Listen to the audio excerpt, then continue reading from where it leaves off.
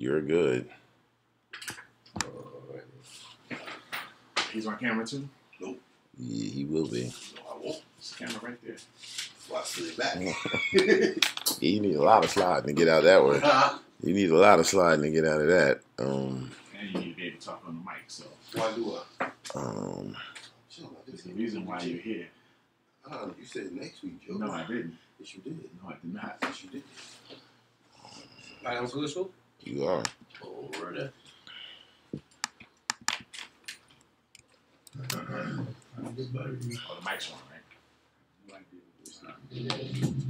I hope they on. Out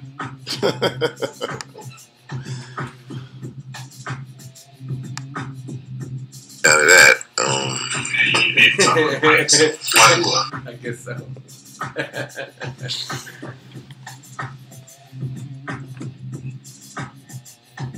I think we should have everybody here one day. Football, no commercials. That would be the day I take. You know what? That would be the day I take. If you're a great orator, you should memorize your statements. Fine. If you can't, you can't. I just need a fact. What did I say when you called me earlier this week? You had a problem. What did I say? Lower your expectations. My expectations. That's all you got. 2 cents. Listen, we're going to disagree on that, and that's fine. We just have different philosophies. If somebody agrees with you, I got a tweet that said, to let that man read his tweet. What? Yeah, tweeted you. Go, go.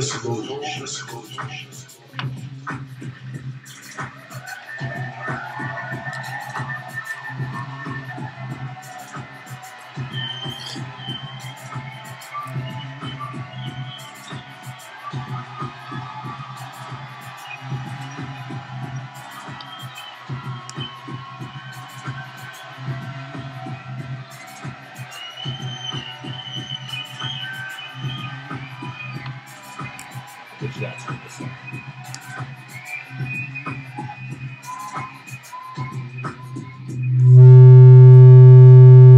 From the studios of All Access 660, it's the In Full Disclosure Show. I am your host, Mo Morris, along with my partner, Mr. Rasul Sharif. As always, the third man in the building is our resident engineer, Mr. Steve Wills. Please follow us at All Access 660 or zenapp.com. Search All Access 660, and you'll find any and everything that you want to know about the In Full Disclosure Show. If you want to talk to my partner, please follow him at Rasul Sharif 660 on Instagram and on Twitter.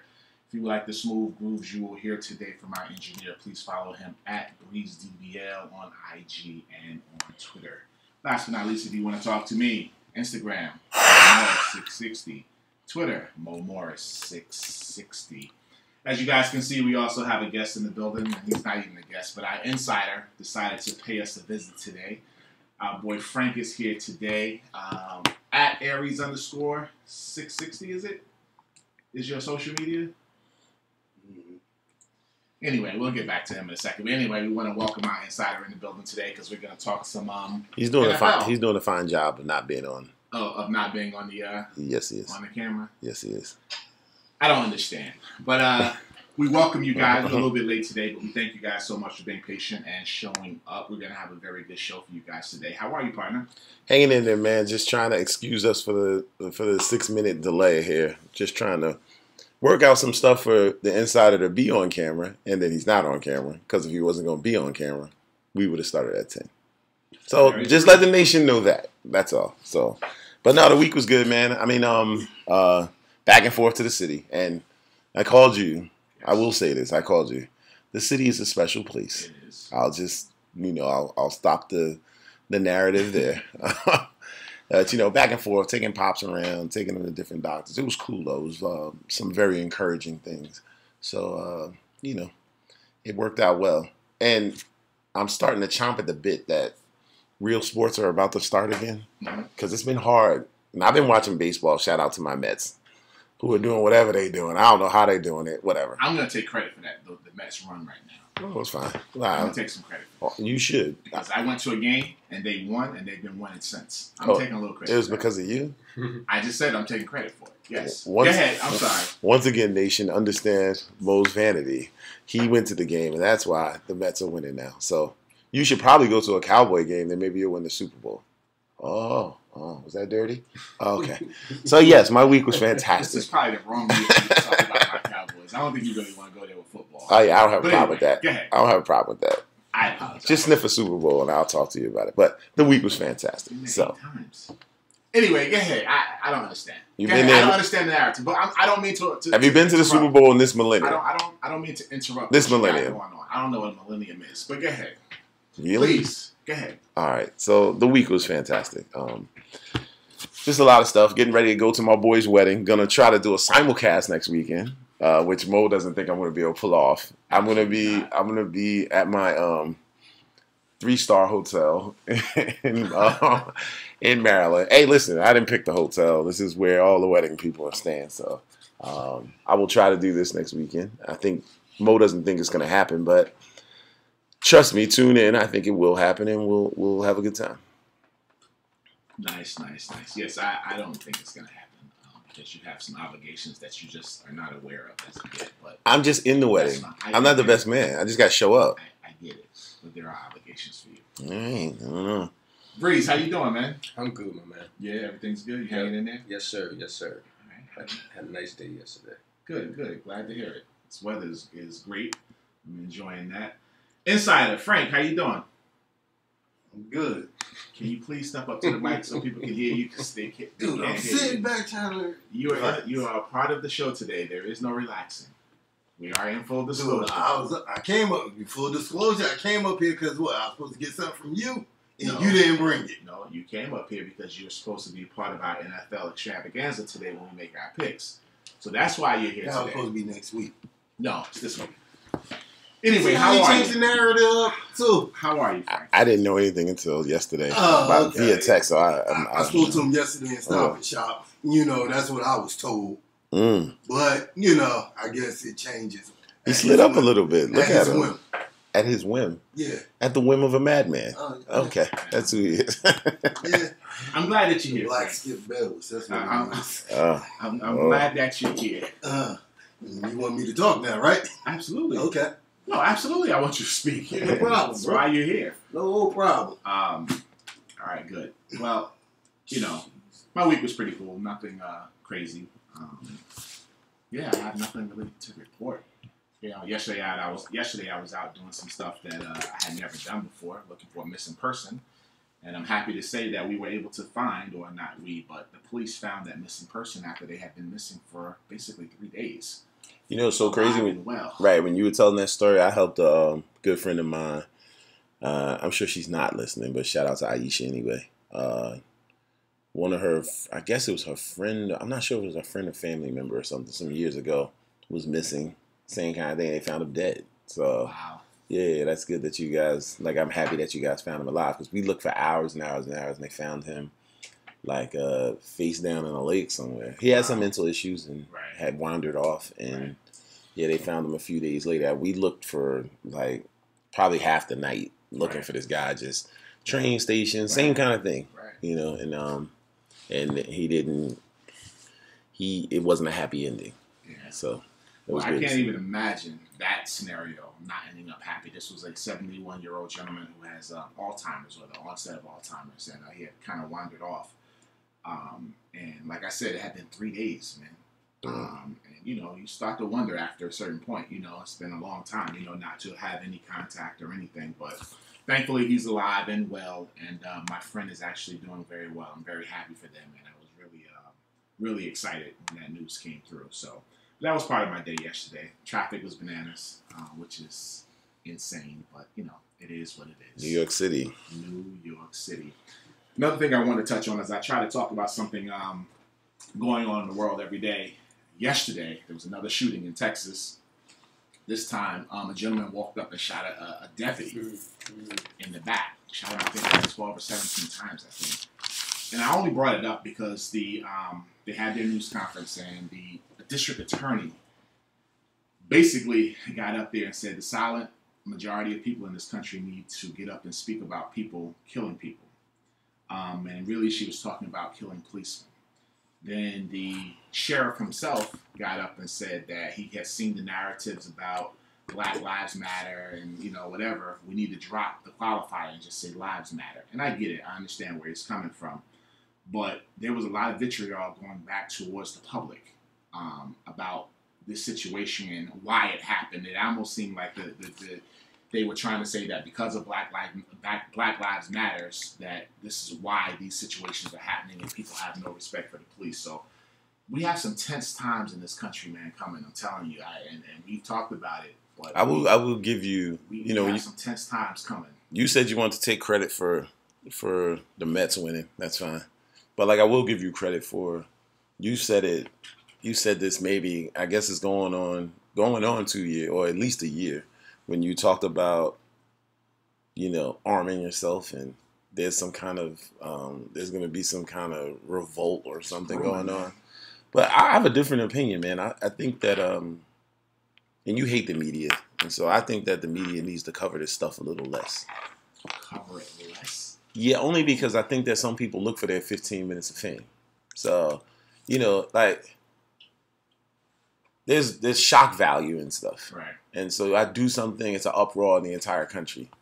If a guy just killed somebody and nobody, like he got arrested and went through the entire process, but people didn't know about it, I think some people who go out here in these quasi-suicide missions, they not only influence people who get to see this, oh, maybe I'll go do that too. Right. You know, I think they want their 15 minutes of fame. So if you we're talking about it. It's just us in here. I'm not sure if less coverage of it is the answer. And I'm torn in my head to try to figure out what that is. I really am. And then that brings up the situation of the guy in Virginia. I know we're up against a break. The guy in Virginia this week who went and shot 2 newscasters on live TV. And videotaped it. So Right. it's a prime example. And put it on Facebook. Right. And then sent a 23-page dissertation of why he did it, essentially, and then shot himself. Right. So you're absolutely to your So point. I don't know if the answer could be let's just not publicize this the way we do. Sensationalize it might be the right word. So Right. I'm not sure though. That's just a thought that's in my mind when we see It's stuff ugly, like man. I'm telling you, we gotta take care of ourselves out here because these streets are something at this particular point.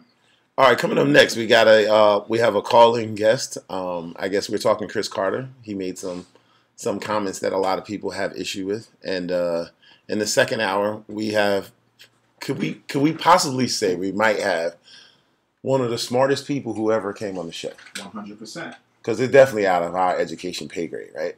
Yes, absolutely. Okay, so Yeah. so it should be a great show. You guys tune in. We will be here all day. First 15 minutes down. We'll be back in 3 minutes. All right. So this camera's not. This camera's not on. Steve, you know that, right? I'm flipping them Oh, okay. Yeah. So you got him though. right now. Okay. All right. So I'm about to call Marlon. Okay. You gonna call him? No, you can call him. Just plug in. He's got to plug in. Answer question. On. No, but you were saying the media Yeah. sensationalized stuff. Are you talking about as far as So it shouldn't be on speaker, right? It should just be on regular. are you just referring to the public, or are you referring to the cops? You gonna be calling? No, I think that level of accountability needs to be seen. So when cops shoot people, yeah. But like you That's got, what I'm saying. yeah. No, that level of It's accountability. good. But some people do stuff and try to. So they Get get started. Yeah. because I was about to say that the cops have Say been what? going on before. The media is just bringing it to All right. Well, we're about. Can you hear us? You still hear us, right? Through the the other stuff like they do in Virginia. All right. So what'll happen is Yeah. we'll come back. He's I will introduce you. So And that's I'll why set up the actual segment. Nah. Yeah. I mean, I think that any public official needs to be held accountable. I think what's happening also is you gonna get some brothers or whatever that's tied to certain things. Hang on one second. Hold on for a second, man. Does he want to Skype in? Because if we bring him in the next break, I can Skype him in, so we don't have to worry about the speaker.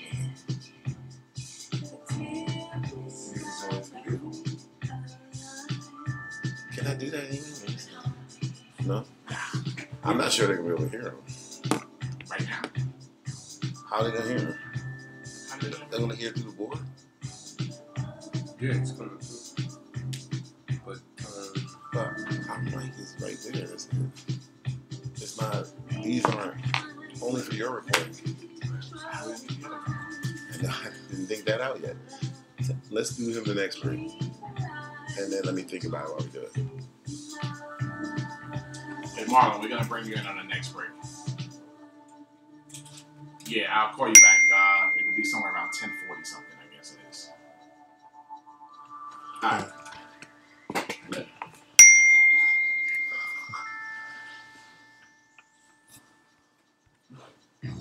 Now he put me down. I gotta find something to talk about now.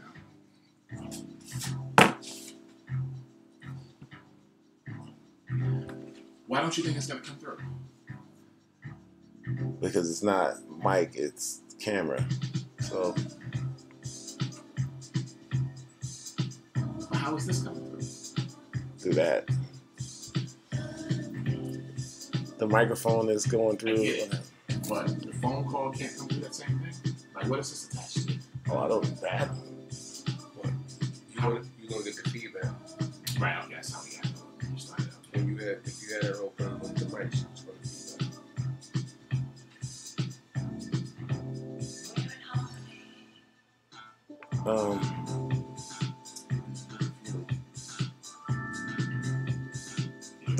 feedback. Everybody's texting us. Yes, we know you can hear us through the break. AR Eric's texting us. It's full disclosure, baby. You hear what goes on during the break.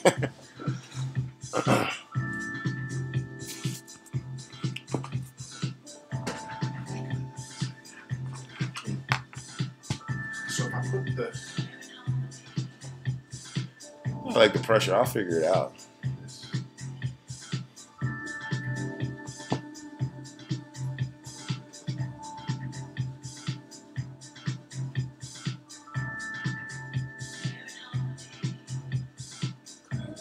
See, you don't have You notice something too? Like, here's full disclosure. I don't care who hears this. It's kind of gone. No, seriously, it's not crazy. Guys text us and tell us the mic's on. There are no females who say, "Hey, the mic's on." No. Wonder why.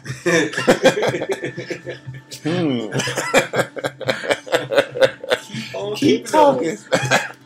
Let's find out what y'all talking about. Alright. On those We breaks good? when you keep keying. Oh my God. Happy Sunday. I'll figure this problem out while we do this. I'll do it. Alright, we alright though.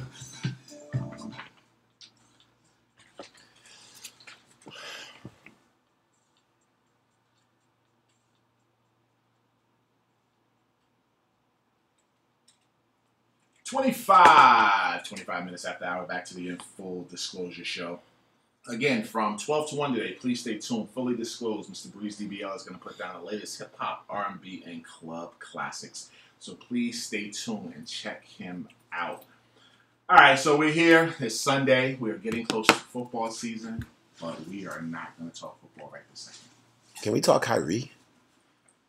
All right, let's talk about Kyrie Irving. There was an article that came out this week that said that Kyrie Irving may be out until January 2016. He had some surgery over the summer, and they're essentially saying that they may keep him out as a preventative measure, that he may not be ready to go. Now, I'm going to give my opinion first. For me, it hurts my feelings because obviously he's my favorite player in the league, as I talk about it from week to week around here. And I just want him to stay healthy. Like, I hate the fact that he has this knock on him that he's never healthy.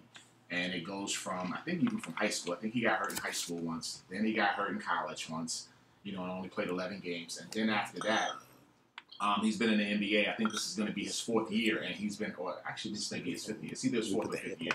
And he's been hurt twice already. Like seriously hurt. So it bothers me that he can't get healthy, or stay healthy, I should say.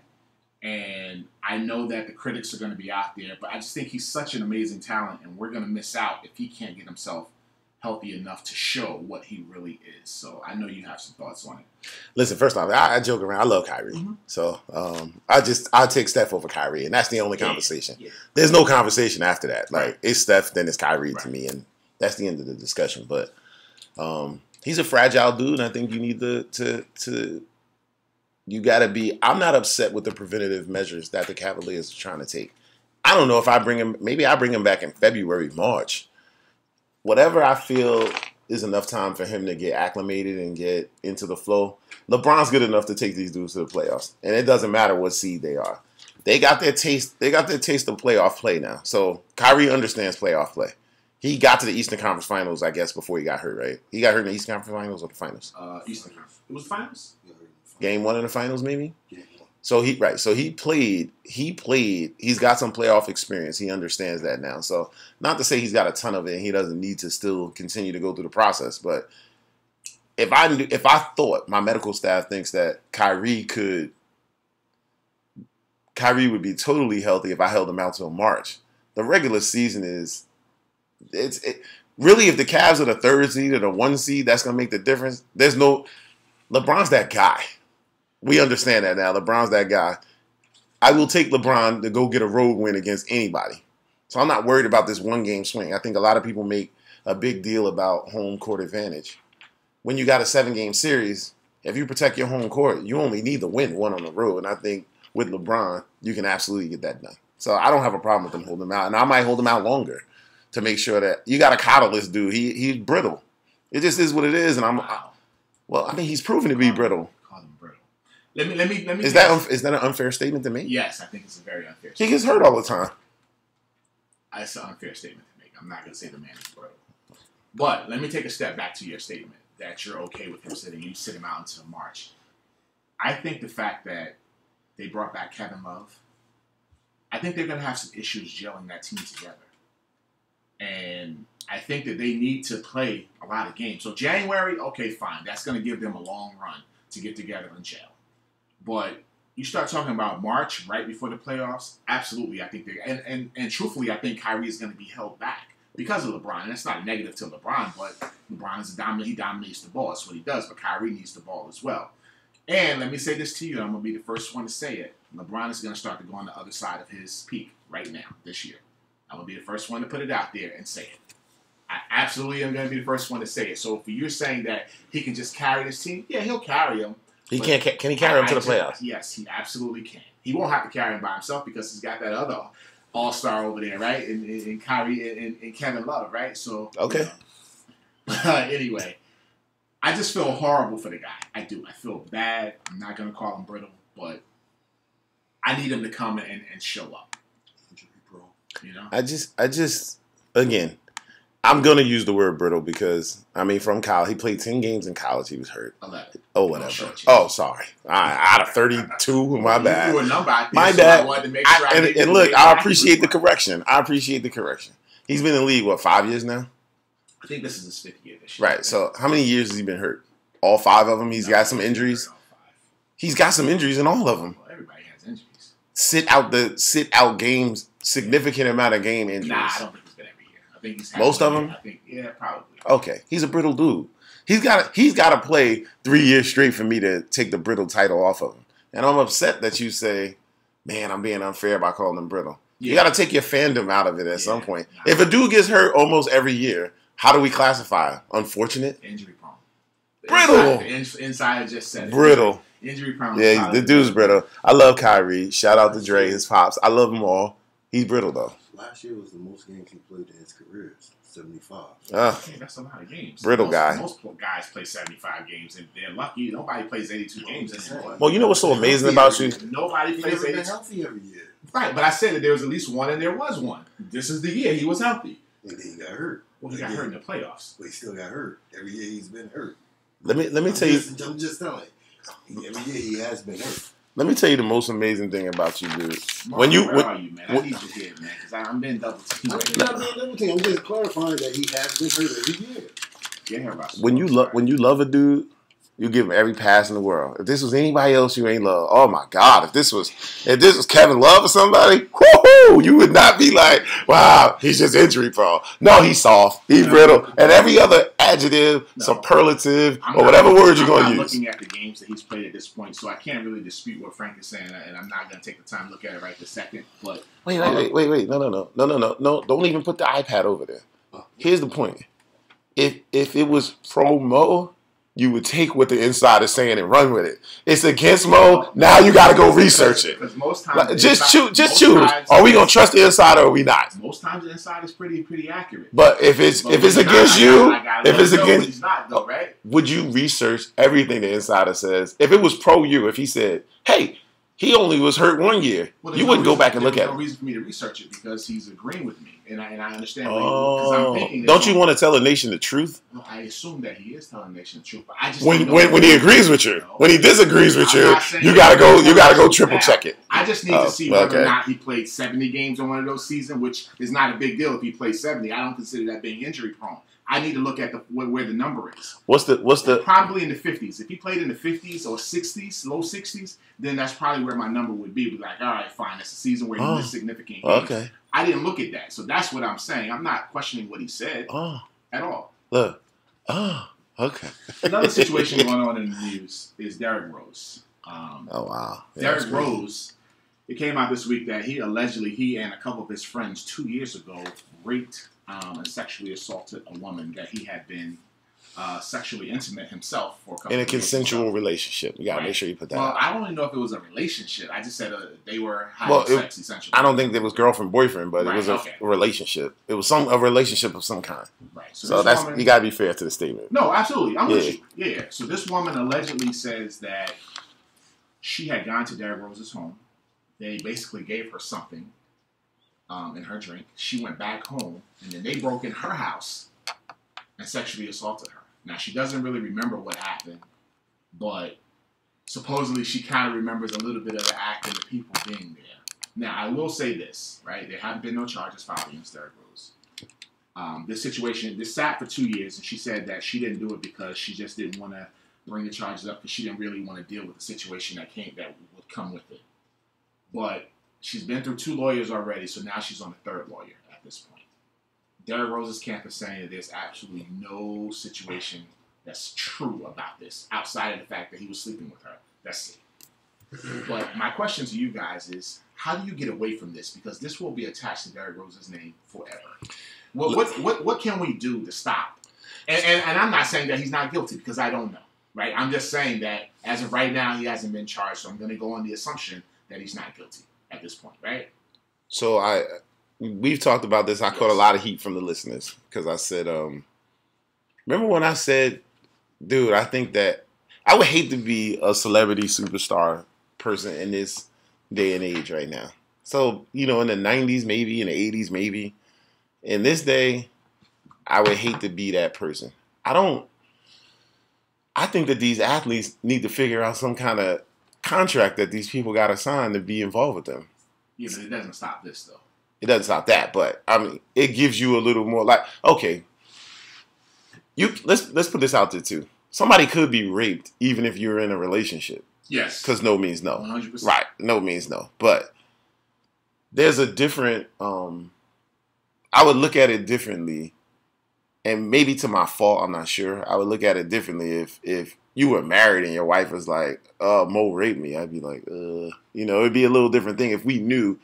And this actual case is a little different because talking about breaking in her house, and she's admitting that they had some kind of consensual relationship. Right, absolutely. Breaking in her house and drugging her and bringing his friends in, which sounds just off. If he did that, that's just horrible. But I don't know what to do, because if she's just mad at him because he said, I'm not messing with you no more, and she goes, I'm going to go out here and mess up your life. I don't care if I win, lose, or draw. I'm going to mess up your life because you messed up my life. Yeah, I don't know. It's scary. I don't know. And I've seen conflicting reports that this may be the mother of his child.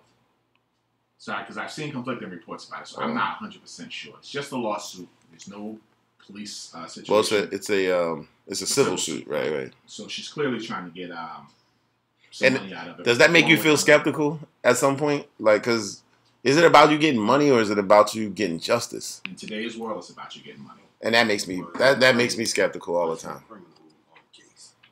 That's what made me wonder why you didn't go criminal instead of going civil.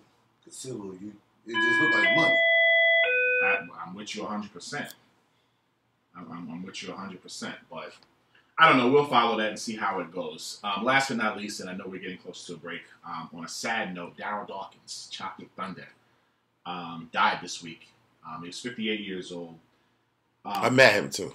Did you? Yeah, I met him down at the Prudential Center. Right. Big dude, great dude though. Just cool, just cool dude. He was a cool. You know how some stars are little. Right. I told you the Stuart Scott story. Right. Total opposite of that. Right. He was just a great dude. And I'm not saying Stuart wasn't a great dude. Maybe he's having a bad day. Right. So I'm not gonna. But Darryl Dawkins, I mean, he was the first player to come out of high school and go straight to 12.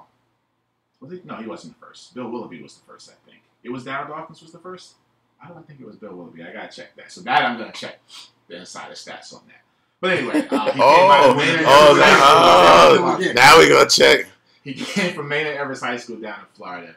6'11", 200 and whatever pounds. I mean, he was a massive guy. So, you know, when we talk about Shaquille O'Neal and having skills and how great he is, he was Shaq before Shaq. However, Shaq has skills, and this is the Shaq that wouldn't have skills. Right. So that's why when we say that Shaq had no moves and because he was just a big guy, no, he had skills. This is a This prime dude's 6'8", example. though. No, he's 6'11". Oh, he's 6'11", 6'10"? I thought he was like 6'10". 6'10". Yeah, when I saw him, he wasn't that much bigger than me. He's not 6'11". He's 6'10". Okay, fine. He's still a big guy. He's about 6'9". Okay. In the league, 6'10" and 7'1" means something. He's a big You know it does. My point is that he's a guy who had no skills. He was just a big guy that was going to rumble over you. And that's what when we have this discussion about whether or not Shaq has skills or not, that's the conversation that I'm always having. Is saying that Shaq did have skills. Darryl Dawkins was just a big guy, but he was a very lovable guy. I'm sorry, Steve, I know we're up against a break. He's a lovable guy. Great ambassador for the NBA because he was absolutely out here doing a lot of stuff with the NBA Cares. Shouts to my man Big Will, Just a Touch of Love, who comes on the show because he's tweeted out a picture of him and Darryl Dawkins at one of the NBA Legends events during All-Star Weekend a couple of years ago. They were together. But definitely a sad loss for the NBA this week. All right, coming up next, we're going to try to have our first phone guest today. I think I got this figured out. So I'm sorry I was a little lost while we were talking. I was thinking about it. But we'll be back in 3 minutes. I think I got this figured out. Skype. Well, I'm gonna take the Skype call and use it as a phone call. We're gonna go into the board and do it on speakerphone so we can hear him in the board. It'll be fine. I think I got it. Why do you have it? Probably. Well, if you can hear him on the speaker, I'm gonna put the headphones on. Don't worry about it. I'm gonna have to. I need that. To put them on. Yeah, put them on.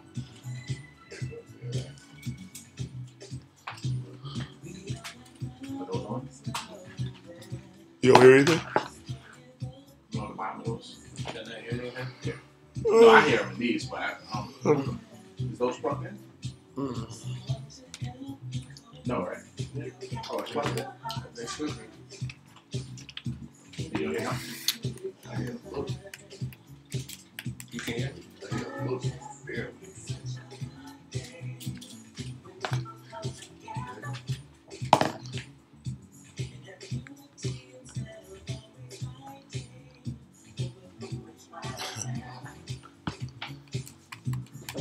I couldn't for the life of me remember that number. So they did Matty Ice did a article on his Our Brew Crew site about the show. So yeah, he was asking me the phone number, and I couldn't remember that number to save my life. I gotta save it because I didn't want to give out the other number. I want everybody like Store it as a contact. Actually, right, but dial that. Let me see if it makes that ring. I didn't have a clue. I'm good with numbers like that. I didn't have a clue what the number was. Don't use it anymore. Right. So I need to pull up the site if I need to see if I want to see mine. They're not gonna be able to see him. Oh, it's okay. Yeah, Oh, so he's not going to stay. Okay. but he's not calling me back. I don't understand what's going on.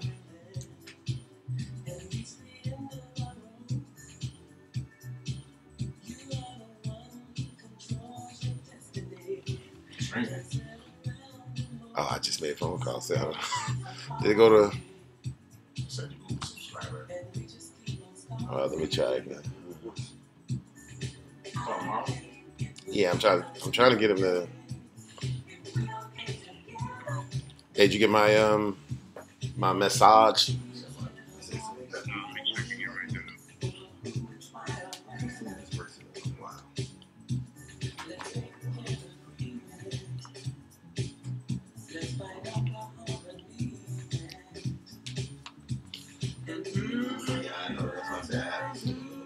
I just told you to Skype in. So just tell me if you got my Skype. If you got the Skype name to Skype in.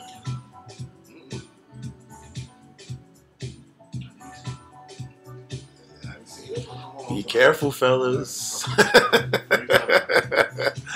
No, I'm on the phone. I'm not talking to.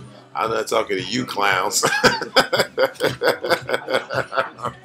Hey, so what? Good? Did you get it? All right, I gotta hang up for you to do it, so I'm gonna hang up.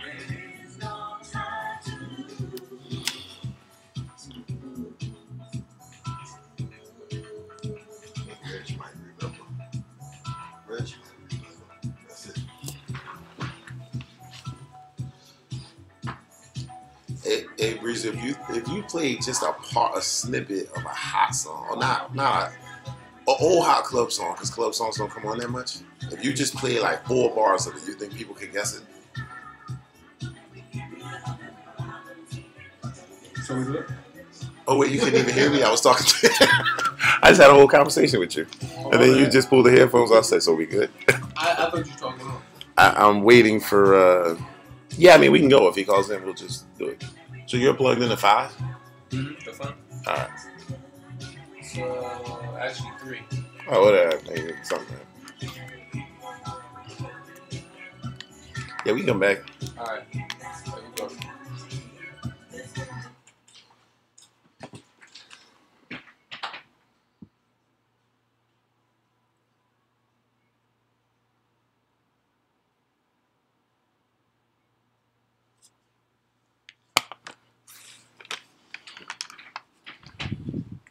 Oh, 44 minutes after the hour, back to the In Full Disclosure Show. Again, please stay tuned from 12 to 1. Fully disclosed, Mr. Breeze DBL is going to put down the latest hip-hop, R&B, and club classics. He's on some real smooth vibe today. Even in pre-production, he was playing some real neo-soul type vibe is what he kind of got going on today. I appreciate that, my brother. Even though, some Shaq and Biggie would be great one of these days. That's another conversation. Please do not. Please do not.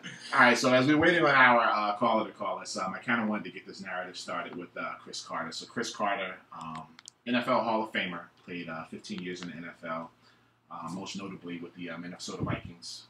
He has the moniker of probably having the best pair of hands, if not the best, definitely one of the top 2 or 3 in the NFL history of being able to catch a football.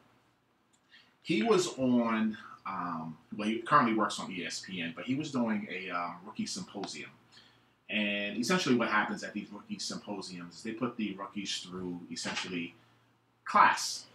They teach them about finances. They teach them about the pitfalls that they're going to meet while they are going through their rookie year and throughout the NFL. But they try to give them something to at least have a basis of what the scenarios are and what to expect and what pitfalls they can try and stay out of. So back in 2014, he and Warren Sapp, another Hall of Famer, who we've talked about on this show before as well, they were the ones conducting this particular symposium. And one of the conversations that came out was Cris Carter basically said that these young men should have a fall guy. So essentially, the conversation was about getting in trouble. So Cris Carter was saying that, listen, you guys are going to get in trouble. I understand that nobody's going to be perfect. He was like, yeah, and he said this facetiously. I know you guys are all going to go and be choir boys, and you're all going to be at church and not go out and not do anything. But, people are going to get in trouble. And if you're going to get in trouble, if you have a crew with you, you need to have a fall guy. And the fall guy situation essentially was having a guy that if trouble happens, that person takes the rap. Now, I will say this. When I went back and I re-listened to the video from Chris Carter, he never said if you get in trouble. What he said was if there's a situation that's going to be trouble, your name cannot be attached to it. And I personally don't have an issue with what Chris Carter said in a certain degree. And here's my thought process about the situation. Chris Carter made this statement in front of a group of young men who were probably 21 to 23 years old at the oldest, probably. First time they're having money. First time they are even in a situation where they may be able to do anything in the world they want to do. He probably should have had that conversation individually with people who he thought potentially could get in trouble. Saying it out loud at an NFL-sponsored event probably was the wrong message to send to a group of people. But I fully support his statement that someone should be there. Because part of what he said was that he pulled up Teddy Bridgewater up on the stage, and he used Teddy Bridgewater as the example. Now, from all accounts, Teddy Bridgewater is probably the last person he should have pulled on stage because he's supposedly this model citizen, which is fine, but it was just an example, so I don't know why he's catching heat for that, but he was catching heat for that. And he basically said that this is Teddy Bridgewater Incorporated. So his body is how we make money. If you want to continue to flow and roll the way that we're rolling, this is kind of what we have to do, at the end of the day. So him making a statement, again, I didn't have an issue with, but I think our guest may have an issue with the statement. Rasul, go ahead. Me personally, I didn't have a statement. I mean, I didn't have an issue with it either. So we purposely didn't talk about this during the week. But I just believe that there's got to be a conversation of what is the symposium, what our media access is way too much. Because if you told me to come talk to a group of young men in some official capacity, my conversation would be different than in some off-the-record capacity. So I think Chris was talking in off-the-record capacity, not in some official, super everybody's listening kind of capacity. Right. You bring it. You're telling me, and if you're telling me, a guy who went through the NFL, you're telling me to talk to these guys about the pitfalls of things that are going to happen, and this is the way I'm going to say it. Yeah, I didn't have a problem with it. I was just like, I do think you need a fall guy. I know for a fact. I'm not going to put the guy's name out. Megastar. Okay. Megastar. I mean, maybe not Denzel, but whatever's right under him, that guy. Movies have made over $1 billion. Megastar. Who has a guy who goes out with him specifically, is his man, specifically to carry his weed. Wow. And the conversation is, something happens, this is yours, and I'll come get you in 5 minutes. Right. This is your job. Smoke as much as you want. This is your job. Yes, I get it. And we talked about Michael Vick, where I would have denounced my family because the cousin's going anyway. Right. The cousin can't step up and say, this mine. He's going to jail anyway. He is the money train. We're down here in this nice house dogfighting because of him. We're not in this house dogfighting. Absolutely, you need a fall guy. Got no problem. And because of the corporation where he works, he had to go retract it. But you want to, that's another problem for me. You want to tell people to go out and say, I'm sorry. Is he really sorry about what he said? I doubt it. I'm not mad at him saying that. I know Marlon's on the line. You said he might have some issue with that. So, hey, Marlon, can you tell me what the problem is? What's up, fellas? Y'all can hear me? Yes, sir. Awesome. Well, first, appreciate you guys always having me on. I always enjoy the show. Free talking the whole nine. So, you guys crack me up. And then drop some little insightful bombs on me, too. So, yeah. No, we want you to get started. So, Chris Carter, I wanna approach it from a different angle. I think you guys already know. Mo knows me really well, so he probably knows where I'm going. But I'll kind of backtrack because I think when it comes to not just sportcasters, but ex-true athletes out of sportscasters,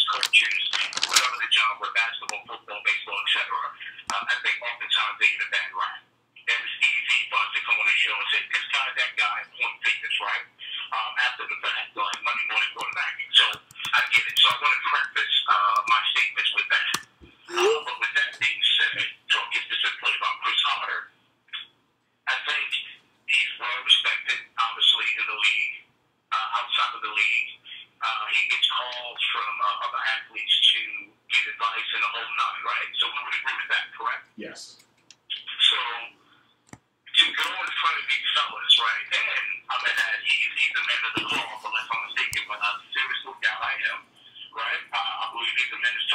He's heavily involved in the church. I think he Right, is heavily so- involved. Even from that perspective, not from a Mormon perspective, which I agree with, theologically speaking, but from that perspective, if that's the basis of what we agree with, meaning Chris Carter and I, then he's wrong for his statement right off the bat. Okay? So if that's our basis and that's what we believe, from a spiritual standpoint, you can't go out there and tell somebody that they should have a fall guy.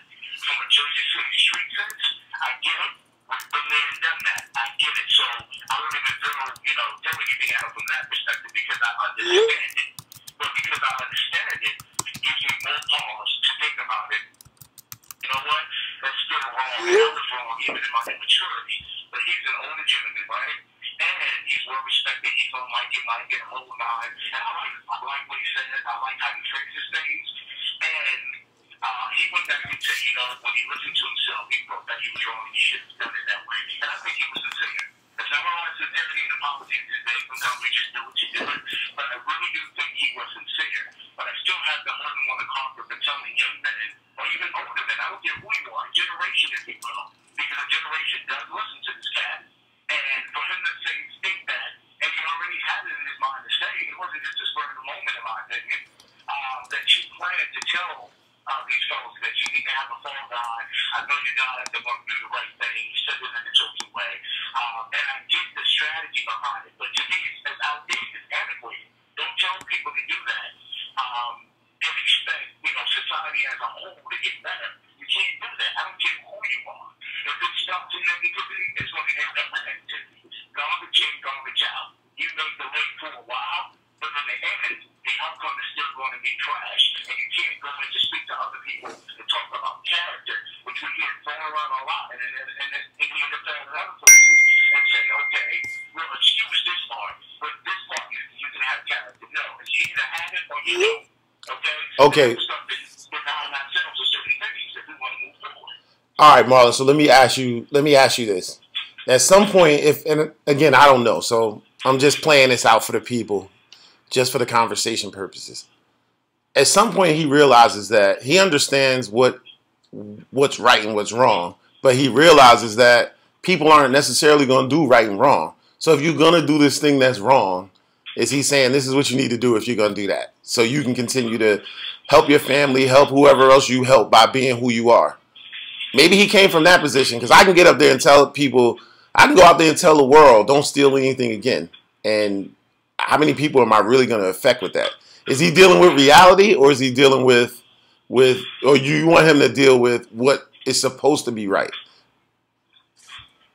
Directly, I want him to deal with what is supposed to be right. Because to me, that's just legalese, right?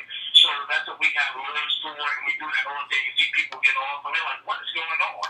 Right? Because to me, it's just a small version of what's going on systemically everywhere. Now, I'm not blaming Chris Carter by no means.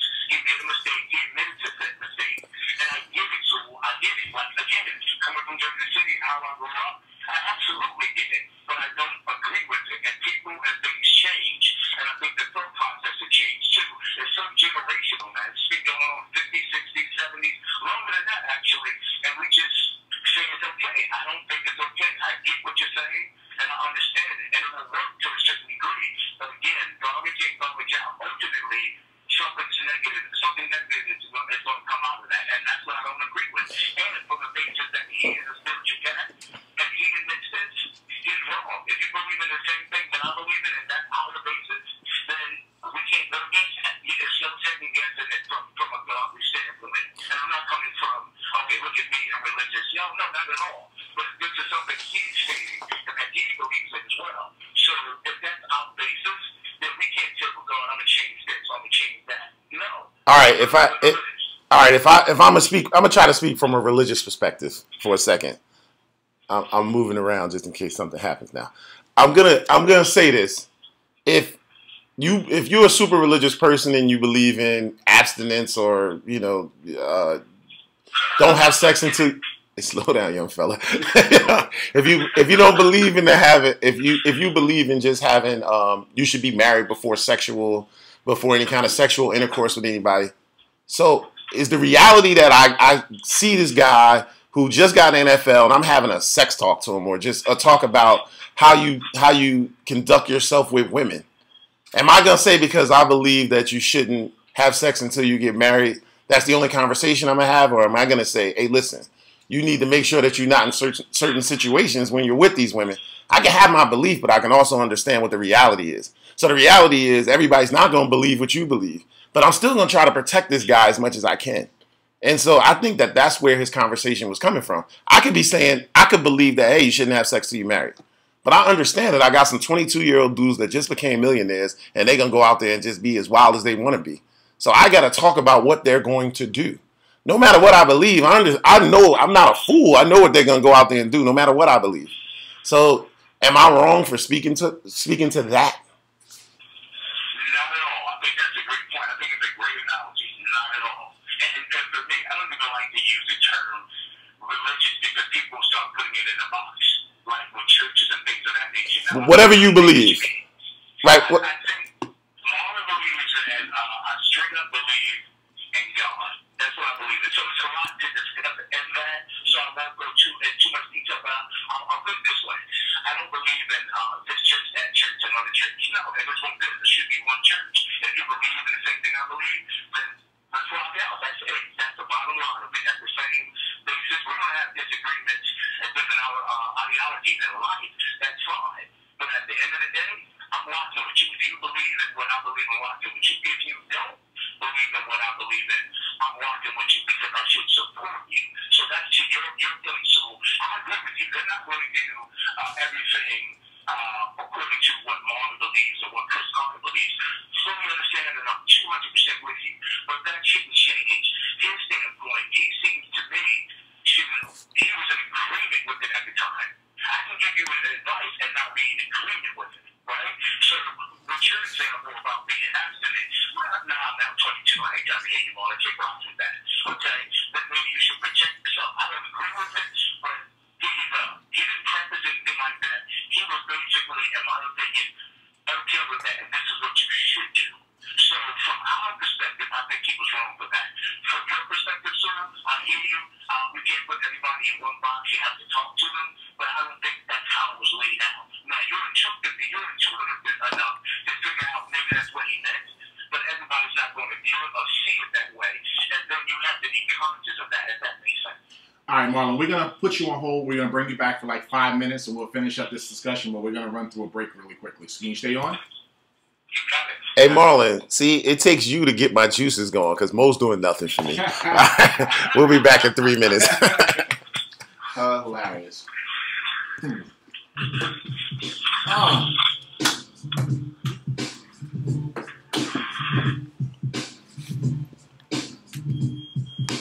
Who the F is this? Paging me at 5:46 in the morning. Just say the whole word. It's the internet. No FCC. But the boss can't start wilding out.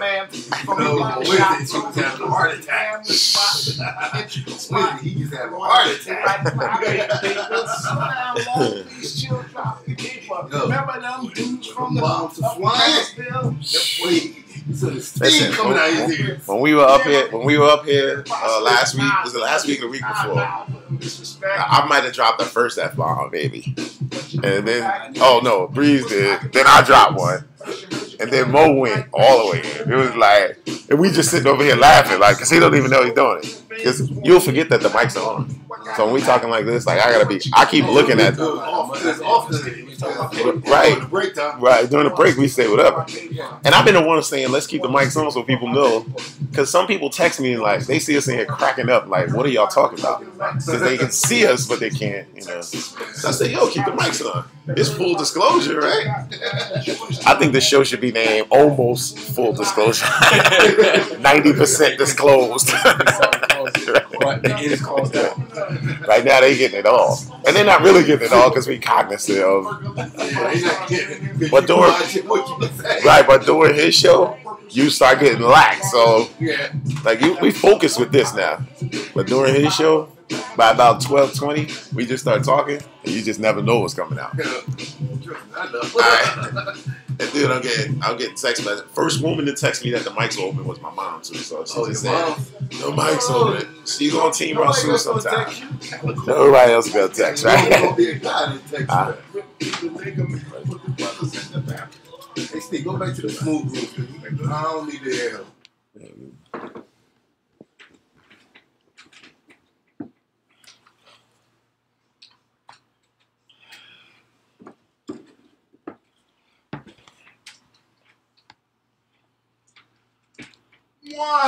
One minute after hour, back to the In Full Disclosure Show. Again, from 12 to 1, fully disclosed, Breeze DBL. And if you really want to hear what's really good, you want to stay from 12 to 1 because that's about the point we start slipping up. I was just talking to Inside about that. By about 12:20, it gets real because we forget.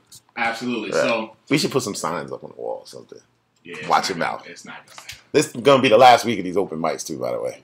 Just let y'all know. We're going to work that out. All right, so before the break, we were talking about Chris Carter and his video that went viral this week regarding a comment he made at a rookie symposium. We have a special guest on the line, my man Marlon. Marlon, you still there? All right, so Marlon was giving his dissertation about how he felt the comments were incorrect, coming from more of a spiritual side, I guess, as well as just right and wrong. You know, and you know, Marlon, I agree with you. I know Rasul was going through his point. I agree with you, but at the same time, I agree with Chris Carter. So I basically agree with both of you. So I understand exactly where you're coming from, Marlon. I get it. But I also understand that, and again, I don't think Chris Carter was talking about these guys going and getting in major trouble. I think he was more thinking about they got weed in the car. Somebody's got to step up and take that. It can't be Maurice Morris taking the heat for the weed in the car. It's got to be Steve taking the heat for the weed in the car. That's what the situation is. It can't be me because the name can't be associated with it. And I don't have an issue with that. Let me just, not to interrupt, let me just chime in for a second too. I think that what he was saying is if your boys would know who, but if they don't know who, then you need to indicate who it is before we go out. This is what's happening. Look, if we all drinking at the club and we driving for whatever reason, you drive. Because if we get stopped, right, you need to get this ticket, not me. Right. I need to be in the back seat somewhere talking about, I don't know. So how do you feel about that analogy, Marlon? Just that particular one is for an example. If everybody's drinking in the club, it's 5 of y'all in the club, everybody drinking, but he tells you to drive, and everybody's equally drunk, and you guys are making the conscious decision to go and drive, right? Not drunk, inebriated. Okay, inebriated. God. You're making the conscious decision to drive, and he tells this guy, you drive. How do you feel about that? Do you think that's wrong?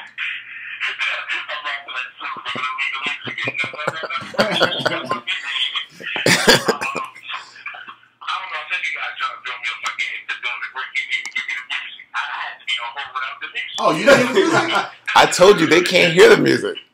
Oh, I didn't realize you didn't hear the music. You're the only one who can hear it. So you didn't hear me give my Biggie verse? I rapped the whole Biggie 2 verses. No, I had him on mute. I had him on mute. My bad. Oh, you missed me. I absolutely gave 2 verses of Biggie. You didn't miss nothing. For the song Warning. Brother, we saved you. You should be thanking me.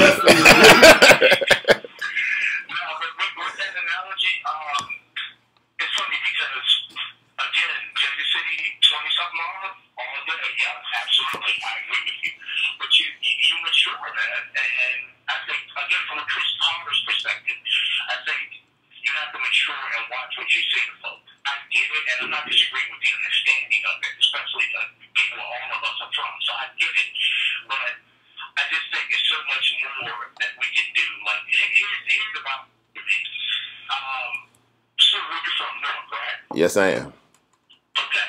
I'm from Jersey City. You know, you came from Carolina, North Part, and you moved to Pacific, right? Yes, sir. So we're talking statistics now, right? Right. Single parent household? Single parent household. Okay. So get the statistics, look where you are. Not just with the radio station and other stuff. Now, if you were to fall into some of the other things that your boys have fallen into, myself included, right, then you would be. My point is this. I know we said I was overwhelmed. I don't know if I could do all of that. Like, she threw it in my face. I had to take it. No, I dismissed that simply because statistically, and the statistics about it, that you guys are here. And you overcame those odds. So I should tell you, you know what? School shouldn't even be here. Why are you even here? I mean,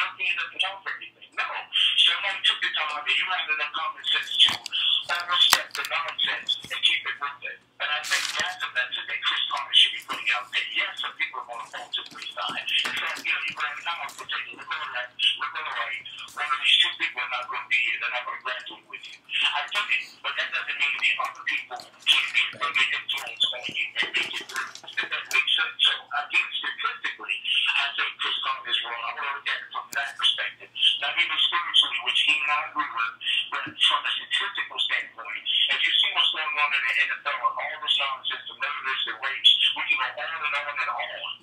I won't go back years. Well, set yourself up for that, and I'm not getting upset, I would say, possibly upset your mindset to do something different than why should not. All right, but for me, I'm gonna say this. I'll reserve judgment on that because I don't know the entire context of the entire symposium. So maybe there were a bunch of people talking about everything you think they should be talking about, and then this one guy says, well, you know what? I'm gonna talk about this other stuff. So maybe the entire day they got this other stuff that you think they should be talking about. We only have this snippet to go on, so we don't know what happened the rest of the day. So I could be telling you about all the stuff we need to be doing, and then somebody else could come in and have a conversation about, you know, what else is going on in the real world. So if you expect everybody to talk about that and just repeatedly bang that in their head, okay.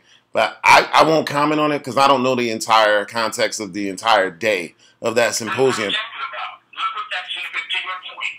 Look what that snippet really does. Look what we're talking about today.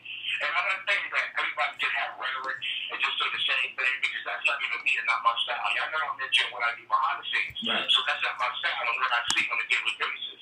So I don't even hit them with that. But they do know where Marlon stands. It's no judgment from a condemnation standpoint. I can't be with you. Marlon ain't got a heaven or hell to put you in. But I hate when people say don't judge me. That's bitter. If you came to my house and stole something, you would think that I'm going to see you. Slow down, young fella. No doubt, no doubt. I can't get there off. That's it for sure. This life is over. But I couldn't make a judgment. Food still hustling. He's still hanging with his crowd. Me and my son ain't walking at his house. I may meet him out in the amusement park. But that's a judgment call. Yeah. So Chris Carter made a bad judgment call. But other than that, I really like Chris Carter, man. And he got us talking. So I think, you know, he's accounted for what he's done. But I like him. Hey, Marlon, I have a question. This Frank. Because you talk about Chris Carter. Do you have a bigger issue because it was Chris Carter saying it because of his background and everything or where he's at now? Now, let's ask if it came from a Maurice Clarett or a Josh Gordon. Would you have a bigger issue with them saying it? That's a great question, man. Absolutely. That's a great question. To be perfectly honest and keep it simple, probably because it's Chris Carter, yeah. I don't have an issue with anybody else, but a bigger one because it's Chris Carter, and because I don't know him, but my respect from afar was always there for him and what he's gone through and what he's been through, what he's done outside of football, what he's doing for his son, etc. And when he said that, rubbed me the wrong way. So you caught me with that one, yeah. All right, great. So Marlon, real quick, and we're gonna let you go. Georgian Court University, how you feeling with your daughter out of the house, man? I'm sure she's got to be gone by now. How you doing? How you guys making out? Yeah, we took her actually a week ago. Last week she settled in. Okay. She's doing really well. They all got the little laptops are set up. She's on the little app and everything, so she's doing really well. She came up last night, actually. I texted you. We took right. Michael and my little girl out for Come on. 15th birthday. Went to Broadway play and hung out with the Eagles of New York and the whole nine. So she's still here. I'm about to kick her out, but she's still there. All right. Nice. Well, listen, man, we are absolutely coming down to one of those early games. As I said, we committed to 3, early, middle, and late. And then if they get into the playoffs, we're going to figure it out. But definitely thank you so much for supporting us. We truly appreciate it, man. Not always, man. The same thing. And one thing, so you have me cracking up with the women versus the men on is the men texting and calling it the same. Hey, listen. Hey, listen, my mom called, though, so I gotta, she texted me up and said, hey, listen, you might want to know that those microphones are on, but, hey, listen, I'm right. I'm wearing my Georgian Court polo shirt that Coach Jazz brought me and some khakis, and I'm going to sit on a bench. How about that? You let that down. Coach Jazz going to let that happen, man. All right, Marlon, appreciate you, brother. Again, that was our boy Marlon Addison, friend to the room, family's friend to the room as well, showing us a lot of love as always, giving his perspective on this whole Chris Carter thing. You know, he swayed me a little bit. I ain't gonna lie to you. From sitting there listening to his perspective, he did sway me. But I'm totally down the middle because I understand both sides of it. Completely get it. He's right. I think what Chris Carter told them was right in a street sense. So Marlon is absolutely accurate about that. In the street sense, depends on what it is. Well, if we're in a car, like you said, drugs, weed, gun, right. whatever, yeah, somebody in there got to take it. But now, if it comes to putting his hands on a woman, putting his hands and stuff on the woman, like if it's Right. a group, right. if it's a group of guys, but she don't know exactly which one, Yeah. she kind of know who hit her, Right. but do somebody else take the fall for that? Look, I think It depends on what the situation is. But- Because I'm not taking the fall for you on certain things. yeah, but I think we need to just let's and that's why I'm nervous about it because I don't know. I got the snippet, not the entire thing. Right. I saw that So 5 minutes. right, so is it, dude? Y'all shouldn't be doing any of this. That should be the first thing he said. But if you in this situation, because I can't control you for doing whatever you're gonna do. And again, if it's some woman or something, I'm not taking that for you. But if we all out, you the franchise. All right, then I'm the franchise. My bad. Yeah, one of y'all gotta take that. I'm the franchise. Cause we at Prime 112, I'm paying for it, right? Right. And we getting this VIP, it's cause me. Right. But one of y'all gotta go take this. I'm talking about something small. Yeah, Or if it's something that at some point there's something that I can speak to this from the good side of it, not the bad side. At some point you'll see something and everybody's going, it ain't me, it ain't me, it ain't me. All y'all going unless it's one of y'all. right. We going anyway. So somebody got to say, I'm take that. And maybe we need to define that before we leave. Right. Because if we leave and going out to do something stupid, if we're going to be in the car with some weed in the car, we're going to go do that, then we need to understand when they pull over, whose weed is this? Not mine, not mine, not mine. Okay, all y'all going. Right. Y'all work it out in court. The cop's going to tell you, hey, all y'all go, y'all figure it out. We can't get to that point.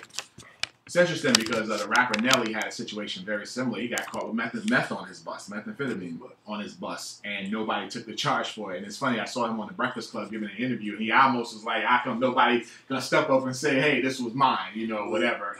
He's a big name, and Right. it's his bus. So, of course, if you're the small guy, your name is not being Right. put in the media. It's my name.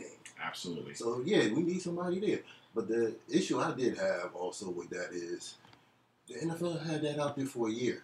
Yeah, it sat out on the site for a year. It sat out on the site for a year until Chris Borland right. mentioned it. Now you want to take it off and want to condemn Chris Carter for what he said, but you let it sit on your site for a year.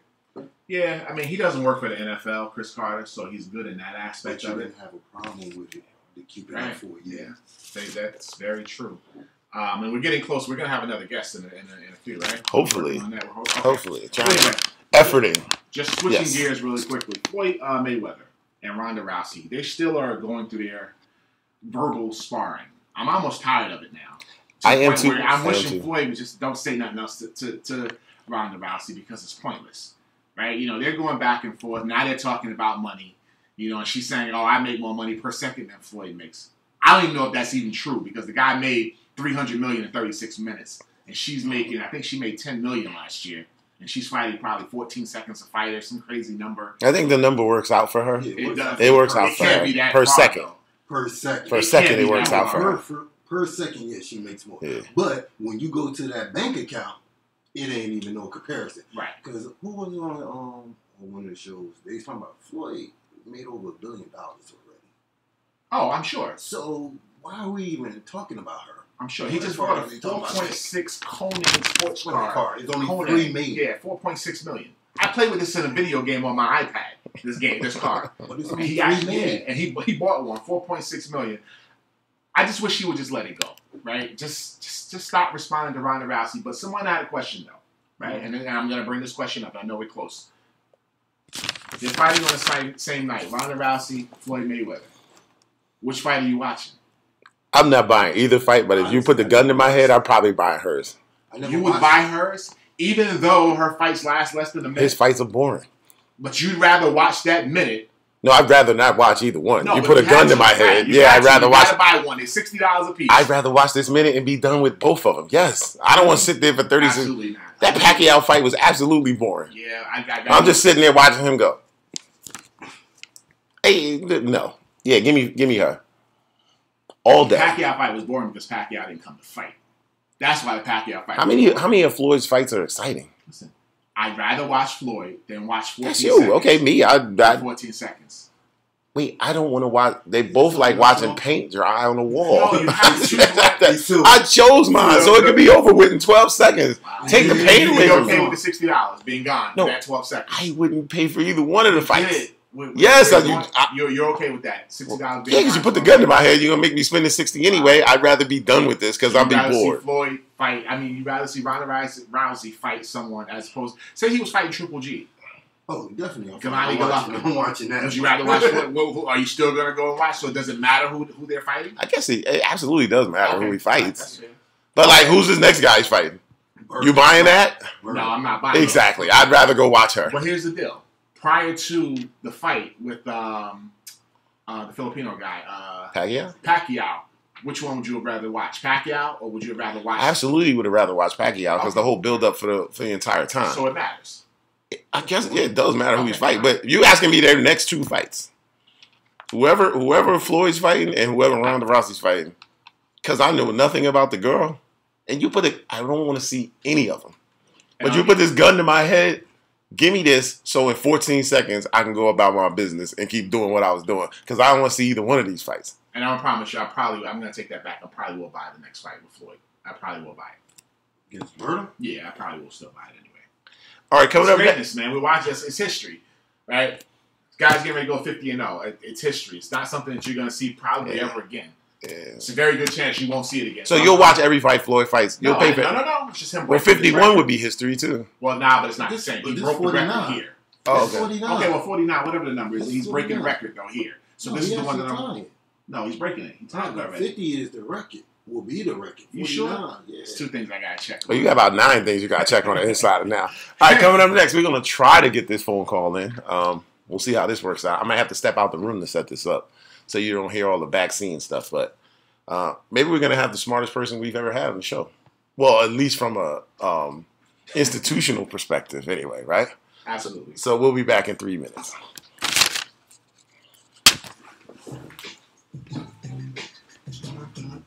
Go West Coast. Listen, when you move to LA, you're going to have to start liking it. Marky Marciano has 49. He's tied. Well, he just tied it. No, Marky Marciano has 49. Floyd don't have 49 now? 48. This is his 49th fight.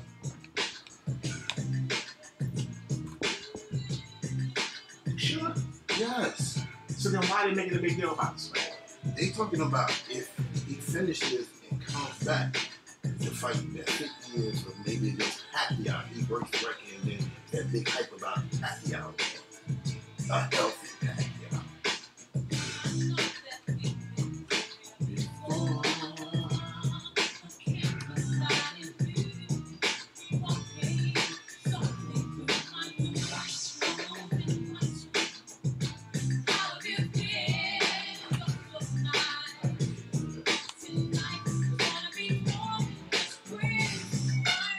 I ain't trying to believe you. This is kind of misleading. I just thought I had it right.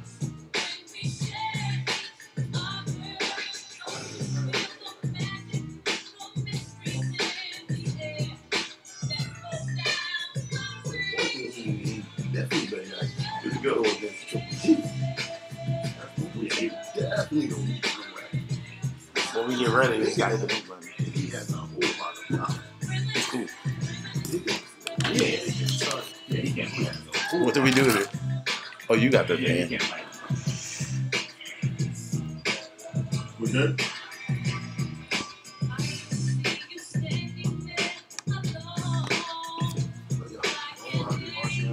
This matchup's tough right here.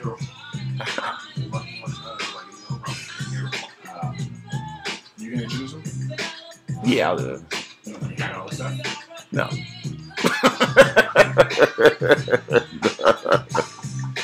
No. Of course I don't.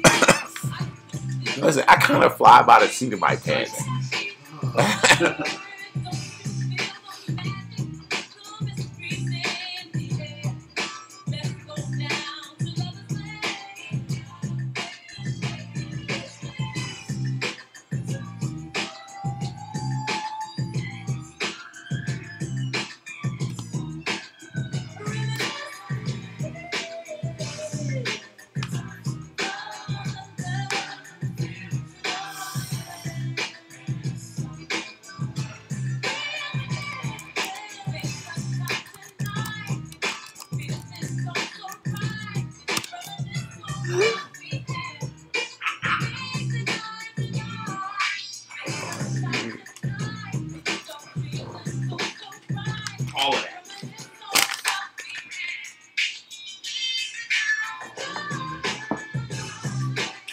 Eternal?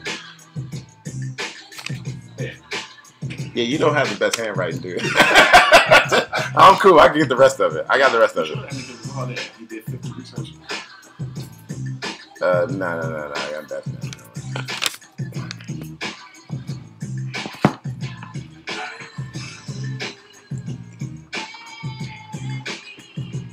Yeah, I'm not doing this. You can do that. Yeah.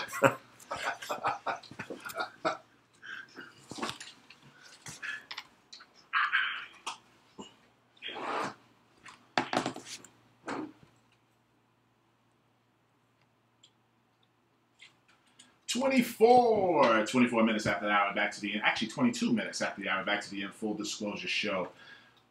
We have a special guest on the line today. Before I introduce our special guest, I wanted to set the scene. So this week, Russell Wilson, who plays for the Seattle Seahawks, he's the quarterback. There was a situation going about where last season in the NFC Championship game, allegedly he had a concussion. There was an article. Head injury. That's what he said. Head injury. So, a head injury. All right. So there was an article in Rolling Stone magazine where essentially Russell Wilson was kind of giving the credit to him being able to come back and play to the fact of this water that he drinks. So obviously there was a big hubbub about the fact that he's trying to say that this water stopped him from getting a concussion. So the situation kind of went to the Dan Patrick Show, and he was speaking about it, and he brought in a doctor from Boston, who we actually have on the line. His name is Dr. Arthur J. Siegel. And he was kind enough to join us today, and we're going to talk a little bit about this water. We're going to talk about the possibilities of it being able to prevent concussions or prevent head injuries from stopping someone from coming back in. Dr. Siegel, are you there? Hey, good morning. Yes, I am, Rasul. Thank you for having me. Absolutely, no problem. That was actually my partner, Mo Doc, but it's all good. How are you today? I'm really fine, thank you, and I appreciate the chance to talk with you and your listeners about this very important matter, which is water. Obviously, as the article says, and as we hear all the time, we're 70% water. And in fact, water is essential. And when athletes work out and get dehydrated, they get thirsty and they need to drink and get rehydrated. The problem that surfaced around the year 2000 in marathon runners was that runners who were drinking water extremely avidly to avoid dehydration were having seizures and going unconscious, and in fact had brain swelling from over drinking water. So we had a death at the Boston Marathon where I'm a volunteer in the medical tent. I'm not speaking for the BAA, but for myself. And we've researched that problem for the last 10 years. And it's a major problem now that's spilling over into other sports. We just had a consensus conference and published a paper motivated by deaths of two 17-year-old boys during football practices last summer. One was in Georgia and one was in Alabama. Because they were told from getting a little exhausted during workouts, one of them went to the hospital and had some real dehydration, to drink as much as possible. But if an athlete follows that directive and goes by the drink mantra, they can drink so much water, or sports drinks. Sports drinks are no safer. So fast that the brain swells and they can actually get brain damage or even brain death from water intoxication. So that's why I was pleased to be on the prior discussion to get this message out that water intoxication is a real problem, a bigger risk and danger than dehydration. So we're really lucky the body has a thirst mechanism. It is a brain center. It's a thirst center, and when the body fluids get concentrated, it triggers thirst, and when that happens, people should drink. When they get back to the right range, that center closes down, and they should not keep drinking. They should not, we advise athletes not to water before workouts and to drink only to thirst. That's so simple, but it's really can be life-saving. Okay, if I'm going to do a really intense workout, I'll take it from the time I wake up. So I wake up, have breakfast or whatever, and I'm preparing to do a really intense workout. What would be your suggestion of how much fluid I should consume? Because I was the type of person who would try to hydrate knowing that I'm about to do something intense. So if you're my doctor and I'm asking you before I go do this very intense 2-hour workout, how much liquid should I consume when I woke up in the morning? Right. Well, when you wake up in the morning, usually people are a little thirsty and have some juice or drink, and that's fine. Then if they're going to go work out, people sometimes feel like they should drink 6 or 8 ounces, like maybe a little bottle of water. Or a sports drink, but they shouldn't drink like a quart or 16 ounces and more. Right. So is your suggestion during the workout? What a good thing for an athlete to do, like long distance runners, is to weigh themselves before and after workouts. And you want to basically, as you work out and burn the sugar that's stored in the body, your body, that excess body water, and you lose a little bit, 1 or 2, 3% of body weight during hard workouts that really doesn't even represent dehydration. It's just burning stored sugars. So you want to, you can use, some people have very high sweat rates, and, especially high school teams that are working out in the heat with football stuff. They can get lose a lot of fluid very fast, so it's important to rehydrate. But just to abate thirst. If you abate thirst, your body will tell you how much to take. okay? So when I work out, and I know a lot of people do work out, and they're looking for immediate gratification, so they do step on the scale to see. And if you had a really good workout, you were sweating a lot, you might be like, all right, let's see. I think I probably lost some weight today.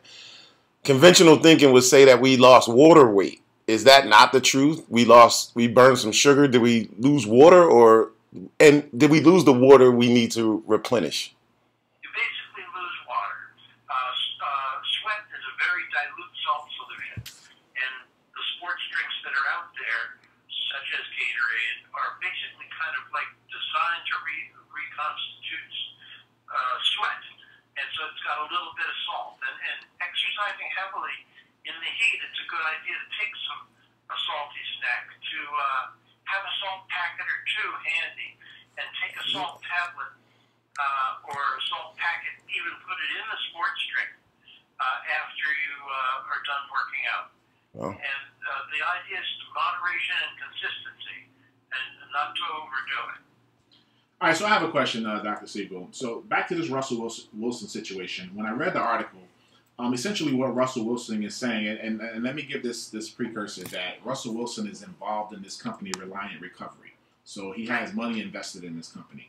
But essentially what he's saying is that he clarified his statement. He said that he was drinking the water in the days leading up to the situation where he had the head injury, and he believes that this water helped prevent him from having a concussion or a more serious head injury. Do you think this is something that's possible? I think it's more of a belief than something that's scientifically correct. When athletes they have rituals and they go through routines, and they sometimes have favorite snacks and favorite sports bars, and then get to rely on those and believe in them. So athletes like to get into a groove and have things that they do that make them feel good, like sports bars or certain snacks. It is a good idea to have something with salt in it after a heavy workout. I don't, however, think that having looked this product up online after the article, that it's really a flavored water and has no medical or medicinal value in terms of preventing any kind of injury than does normal hydration. So it's some sort of electrokinetic water, is that accurate? Right, that's what they're saying. There's 2 references on the website right. about the electrokinetic kinetic water. And I haven't actually had a chance to read those carefully. So I would really want to do that before I could comment on it. Well, But just knowing in general the sweep of this literature, including there was, of course, sports science institutes like the Gatorade Sports Science Institute put out a lot of medical papers, scientific research, the accuracy of which really has been called into question. And the British Medical Journal last summer had a very big review of some of that so-called soft science. There isn't any proof that any of these sports drinks have any specific medical value. so However, if an athlete believes in something, and the example that comes to mind for me are marathon runners who believe that a certain kind of snack or a certain kind of nutritional supplement is really helpful. Japanese marathon runners, even on the elite level, have believed in bee pollen. venom and taken by mouth. There's no specific, however, proof that is beneficial or detrimental. So the problem with what Russell has said was not so much it was accurate because he may have legitimately felt this was helpful to him, and therefore he should and no doubt will continue to do it. And but the problem is that a bottle of this flavored water is like $3, and one can imagine with everybody like to be like Mike, everybody wants to be like him. Kids going out and spending money that they could be spending on nutritional snacks, buying this flavored water doesn't have any real value. All right, so those of you who are just joining us, we're talking to Dr. Arthur Siegel. He's an associate at the Harvard Medical School of Medicine, associate professor, I'm sorry, at the Harvard Medical School of Medicine. Here's my thing. I looked at those two papers that they had at the bottom on the website for Reliant Recovery, and I probably got through like the first half of the article and realized that this is definitely above my mental capacity to understand what they were talking about. However, I do have a question. I believe in preventative medicine. So how come this can't be something of the sorts of where this could be something where he truly believes that this prevented him from having a more serious injury? How come this couldn't be something that's very similar to that? Because we do have preventative medicine and other things. Yes, that's a very good point. And what I'm going to do is get those articles and read them. And I'd be glad to get back to you and give you my opinion after I've done that. I can email you, and I'd be glad to come back on the show again. Absolutely. What I'd even like to do is reach out to him.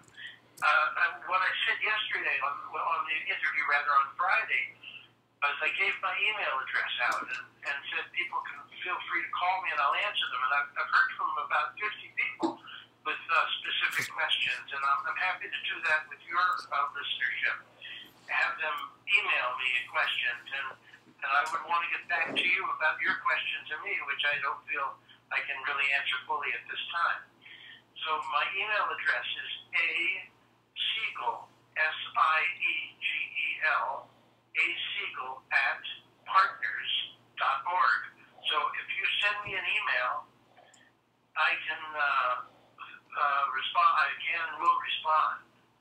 And then we can use this 10-minute segment really as an opener to a more in-depth conversation about this very important topic, which athletes and coaches and trainers are, as well as the doctors who take care of the athletes, are very interested in.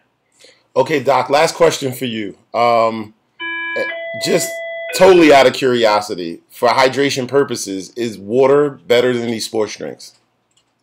Water is every bit as good as a sports drink, but it's also potentially, if it's overused, both things are potentially capable of causing water intoxication. Gotcha. So the way I think about it, of course, we're not going to put warning labels on bottled water, but it's really, again, this concept of moderation and consistency. Moderation in terms of rehydration. to give the body a chance to set its balances and to balance off salts in various compartments. If people drink too much water or sports drink too fast, the water goes into cells. The cells swell up, and that's no problem for muscle cells and in the rest of the body. But it is a problem for brain cells that are inside the closed space in the brain, in the cranium, and they have no place to go.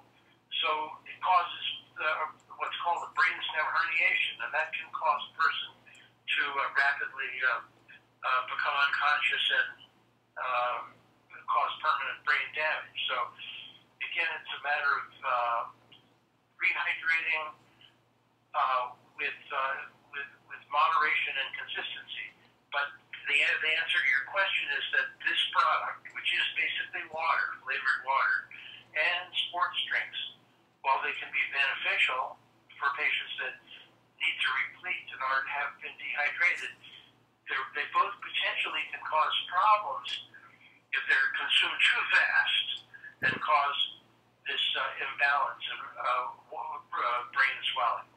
Doc, I absolutely appreciate you coming on the show today. And for the people who are listening who may email the doctor, I will be the first one to say he responds and responds promptly, because that's how we got to him today. So absolutely appreciate it. We're a little smarter today for talking to you, and hopefully our listeners who have kids who participate in athletics will take heed to his warning about over-intoxication. Thank you, Doc. We absolutely appreciate it. I did see Russell play a little bit last night, and I hope he has a great season. Yes, I do too. Well, no, I don't, because I'm a 49er fan. So it's okay. Thanks, Doc. And we look forward to you coming back on the show as well.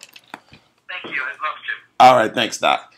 All right. Coming up next, we're going to, what are we going now? We're going to try and get through at least the NFC. I got another caller who wants to call in. Oh, all right. So we're going to go with the caller then. Absolutely. We're rolling with callers on this Sunday. How about that? We're going to start opening up the phone lines after the holiday, maybe. Maybe? Yeah. We need an intern.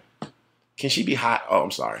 All right, coming up next, we're going to have our caller. We'll be back in 3 minutes. I had an intern, too. He's my dude. Yeah, didn't flush him in the head. So that's why I'm like, I mean, you know, it was going to get a concussion? Me and Mo talked about this. We don't have time to talk about it on the show. Dude's a fraud to me. No, he's not. Oh my God, he's a fraud. He's a fraud. He's a fraud. He's a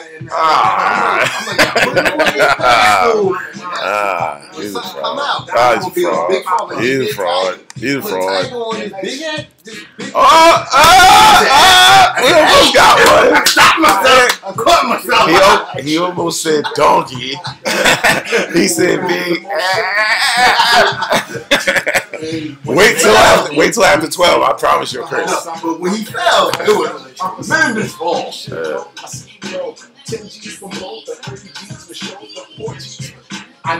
More Biggie stuff? Dude, if I ask for some rock and roll or something, maybe next week. This dude whines about Biggie.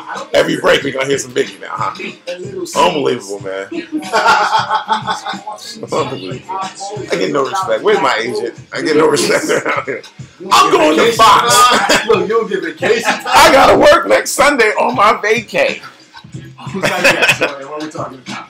I got a text message from a listener who had a pretty good point. Let's see if he's. I don't even know if he's still listening. I'm not sure. You know, people text me and want to say stuff, then I'm gonna put them on the air.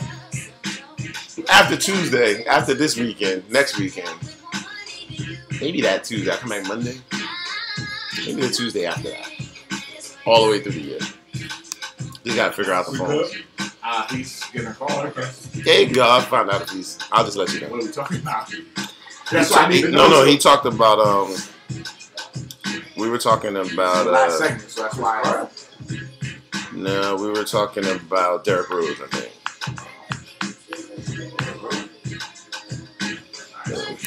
But I'm not getting a response, so just. Oh, we can do them now because I didn't get a response. So, can we get through them now? We can get to the NFC probably. Can't really get a record. I don't think. We can make our picks and then give the record next week. You're gonna ask me this under the heavy influence of wedding juice. Yeah.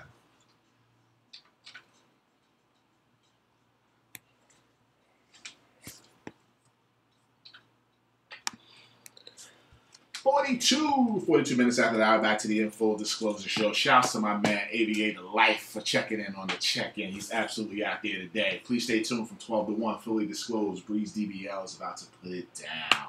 And you're about to hear some off-comment, off-color. Will be for me. You can't control yourself. Will not be for me. Again, we want to thank Dr. Arthur Siegel. Absolutely. From the Harvard Medical School of Medicine, one of the professors over there, for giving us some insight on water and the fact that you can actually overhydrate yourself. Who knew, right? I did Absolutely. hear years ago about there was a radio show contest Okay. where people had to, who could drink this gallon of water faster, and the person who won actually died from drinking the water. So, but that was so far out of my mind. It was so many years ago. And it's crazy. I didn't get a chance to ask him. Sometimes I'm full and still thirsty. Like after working out, I've drank enough where I'm like, I can't drink anymore. But to the point where I'm swishing liquid around my mouth and spitting it out. Like I'm still trying to get hydrated again. So that's an interesting thing to be able to figure out where that balance is. I guess the balance is, hey, you full, stop drinking. So I don't drink it anymore. But I'm absolutely trying to spit something out. And then in your real thirst, sometimes water just doesn't do it. Right. So sometimes you need some sugar or something, the juice or something to make you go through. So I just thought it was interesting, and he's very passionate about this, as you can see. So I'm glad that he responded and happy that he came on the show. I know we only got a few minutes left and we want to get this football stuff. I just need to let you know that you made me sit through 35 minutes of Dan Patrick this week from the 2 articles that you sent to me this week. I had to sit through 35 minutes. Just for the record, I did it for you. You did it for yourself. I did it for you. Because you sent these articles to me, and I took the time to read them because you sent them. So I gotta listen. I gave him 35 minutes of my time. So I gotta read Jason Big Lock's story. I didn't say that. Okay. I'm just saying. Yeah. I gave you 35 minutes of my time. Chubby McDuffie. To Dan Patrick. Okay. All right, we're gonna try. I know what we call them. We're gonna try and get through at least the NFC without records of how we think these divisions are gonna play itself out in the NFL. The NFL season starts in 2 weeks. Actually, next week, right? Is it next weekend? 2 weeks. 2 weeks. 2 weekends? Okay. Yeah. Well, Thursday. So 13, 14, 12 About days. 10 days away. 11 days. 11 days, right? Right. Okay. So let's get through some of these divisions. Let's start with you guys' favorite division, the NFC West. So in that division, we have the San Francisco 49ers, the Seattle Seahawks, the Arizona Cardinals, the St. Louis Rams. How we think they're going to flow? How we think these divisions are going to fall out at the end of the year? I'm gonna go out on a limb here. Uh-oh. You going out on a limb on this division? Yeah. You can't be. Oh, I can't. Oh, I'm picking the 49ers last. Well, I think I know where you're going. Arizona. Arizona to win the division? Yeah. I got Arizona winning the division, Seattle and the Rams. And you know what? I haven't gotten a chance, and I don't take much stock in the preseason, Right. but I think Nick Foles is serviceable. And the Rams are defensively, they're so stout. I'm not sure. Like, I think 11 wins gets the division because it's going to be so tough at the top. I actually think we're going to be the doormats unless the Kurt Warner experience with Kaepernick really meant something. Yeah, I'm going to go Arizona. I'm going to go out on the limb and go Arizona. Wow. Yeah, I'm going to go Arizona. Wow, Frank. Well, I agree with him. We're gonna be the doormat. We're gonna have a top 3 pick this year. Yeah. I face reality. Right. But head says Seattle, but I could go with Arizona. And the main reason is Seattle, even though they got the Legion of Boom, Cam Chancellor holding out. If he continues to hold out, Earl Thomas still has issues. Richard Sherman decided not to have surgery, so who knows what can happen with him with that elbow. So, I can see Arizona winning it. I mean, Seattle, they still the team to beat, but I can see Arizona winning. It's not a far-fetched suggestion. However, I'm absolutely going to Seattle. Okay. Just because of how they control the games, how they play. The way they play games, I have to go with Seattle. And I don't think Seattle's great. I truthfully don't. I think that they're a great team. I think the difference between Seattle and Arizona last year wound up being quarterback play. Because while Carson Palmer was in there, they were as good as Seattle was. He's actually winning the division. Right. Yeah, but I can't think of any Seattle offensive guys that blow me away. Well, now they got the tight end from New Orleans. That's scary. To give him because I'm not the big, again, I believe that Russell Wilson is a fraud. He's not a fraud. Okay. On and off the field. He's not. Yes, I'm saying that. But, and I hope he's not. Let me preface it by saying I hope he's not a fraud, but I believe he is a fraud. Well, my division came out to Seattle, Arizona, the Rams, and San Francisco. That's how it came out. All right, so I probably got Arizona, Seattle, the Rams. So we're close. Yeah, we're absolutely. Right. That's why I said it's not far-fetched. But I don't believe it. All right, the NFC South. We have the Carolina Panthers, the Tampa Bay Buccaneers, the Atlanta Falcons, and the New Orleans Saints. How are we going? Frank, we'll start with you. Flip a coin. Flip a coin for the whole division? Yeah, flip a coin. Wow. Yeah, that division sucks. Let's be honest. That division sucks. Wow. Honestly, think about it. Who can you pick? Atlanta defense stink. Saints going through a change. Panthers, they lost Benjamin. Tampa Bay, they got Jameis, but their offensive line stinks. Flip a coin. I'm going to give Drew Brees a little more credit than flip a coin. But I'm with you. Defense was 131st last year. Yeah, I think Drew could still win some games. I probably got them at 9-7 or 10-6 at best, though. Whoever the winner is. He could win that division. Right, somewhere around there. But I would, if I had to put my money out on it, I got to go with Drew over the rest of these guys. And I know you hate him. Matt Ryan? No, the quarterback from Carolina. Yeah, I don't hate him. I just don't think he's very good. Okay, so if I had to put my money on it, I have to go with Drew. Drew might not be a top 5 quarterback anymore, but he's 6 or 7. I gotta pick him. Go with Saints, but to me, it's flip a coin. Crazy enough, I got Atlanta winning this division. And I think that the Atlanta offense, this guy Matt Ryan, is actually going to show up. They have so much offensive talent over there. I get it.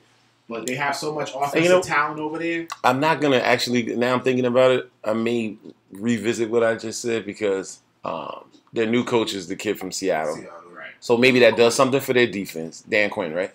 Yeah, but their line still stinks too. Because Matt Ryan went down about 50, 60 times last year. Yeah, but I think they got somebody back, though. I think they try to shore their line up, I think. I'm absolutely, I got Atlanta, New Orleans, Carolina, and Tampa in that order. I absolutely put Atlanta to win that division. I actually think that they're going to probably win 12 games. On the limb. Okay. You really just went out there. And you know I don't like Matt Ryan. Can't call. I think he's absolutely overrated. If he wins 12, can I call him Matty Ice again? No, absolutely not. That name just doesn't fit. It fits our Matty Ice. Shout out to Matty Ice out there. It doesn't fit him. But I got Atlanta winning that division. All right. As we move up the division, the NFC North, we have the Minnesota Vikings. Stop. Do you understand like what's happening here? So we're gonna save the best for last. My Cowboys. Blah blah blah blah blah. Word, really? Okay, NFC North. Okay, come on. I don't understand. You absolutely understand what I'm talking about. You understand the words that are coming out of my mouth. Starting with your division, it's all strategic. Of course it is. Yeah, we know that. It's strategic for the show, though. I'll break that down later, but it's strategic for the show. It's America's team. No, it has nothing. America's team. It has nothing to do with what you're saying. I'll break it down during the break. But anyway, the NFC, after when Breeze comes on. So the NFC North, we have the Minnesota Vikings, the Detroit Lions, the Chicago Bears, and the Green Bay Packers. How are we going? You go first. All right. I got Green Bay winning the division only because of Aaron Rodgers. They just lost their best receiver in Jordy Nelson. Who you thought was overrated too, right? I thought he was a bit overrated, yes, absolutely. But him and Aaron Rodgers, they worked. So I got them winning the division. Second in that division, you guys are going to lose your minds when I say this. Chicago Bears. Jay Cutler this year is going to show and prove. I promise you. I got Chicago second. I got the Detroit Lions third. And I got the Minnesota Vikings fourth. Listen, I'm giving guys credit this year. I'm giving Matt Ryan credit, and I'm giving my man. And I always give Jay Cutler credit, but I think this is going to be the year. They got rid of Lovie Smith. They got a new coach over there. They're going to run a new. Lovie Smith hasn't been there for a while now. He had Mark Trestman. That's right. I'm sorry. They got Trestman. He's supposed to be the offensive guru. I'm thinking he can't do nothing with him. I'm thinking it's going to start this year. I got Green Bay, Chicago, Detroit, and the Vikings. I got Green Bay, Detroit, The Vikings and then Chicago. You got Chicago last. Absolutely. Wow. Okay. Without question. First off, Minnesota won 10 games last year without AP. Yeah, I don't know. So now we got AP back, and it's going to be the same kind of race it was. They had about 3 teams that had about 10 wins, right? Matt Stafford, you talking about the guy who's going to take the next step. To me, I think Matt Stafford's the guy who's going to take the next step. You're shaking your head. Matt Stafford's better than Jay Cutler all day, every day. He's not better than Jay Cutler? Take Jay Cutler. No, you wouldn't. I promise you. I would. Well, you shouldn't. I promise you. Who's the better quarterback, Jay Cutler or I Matt think Jay Stafford? Cutler. You got to be kidding. He's got talent. You know who he is? Jay Cutler is, who's your guy? Jeff George. That's exactly who. He's an upgraded Jeff George. He got all the talent in the world, can't put it together mentally. Period. And I watched Matt Stafford go wild last year. So I told Mo this all the time. Neck down, Jay Cutler, top 5 easily.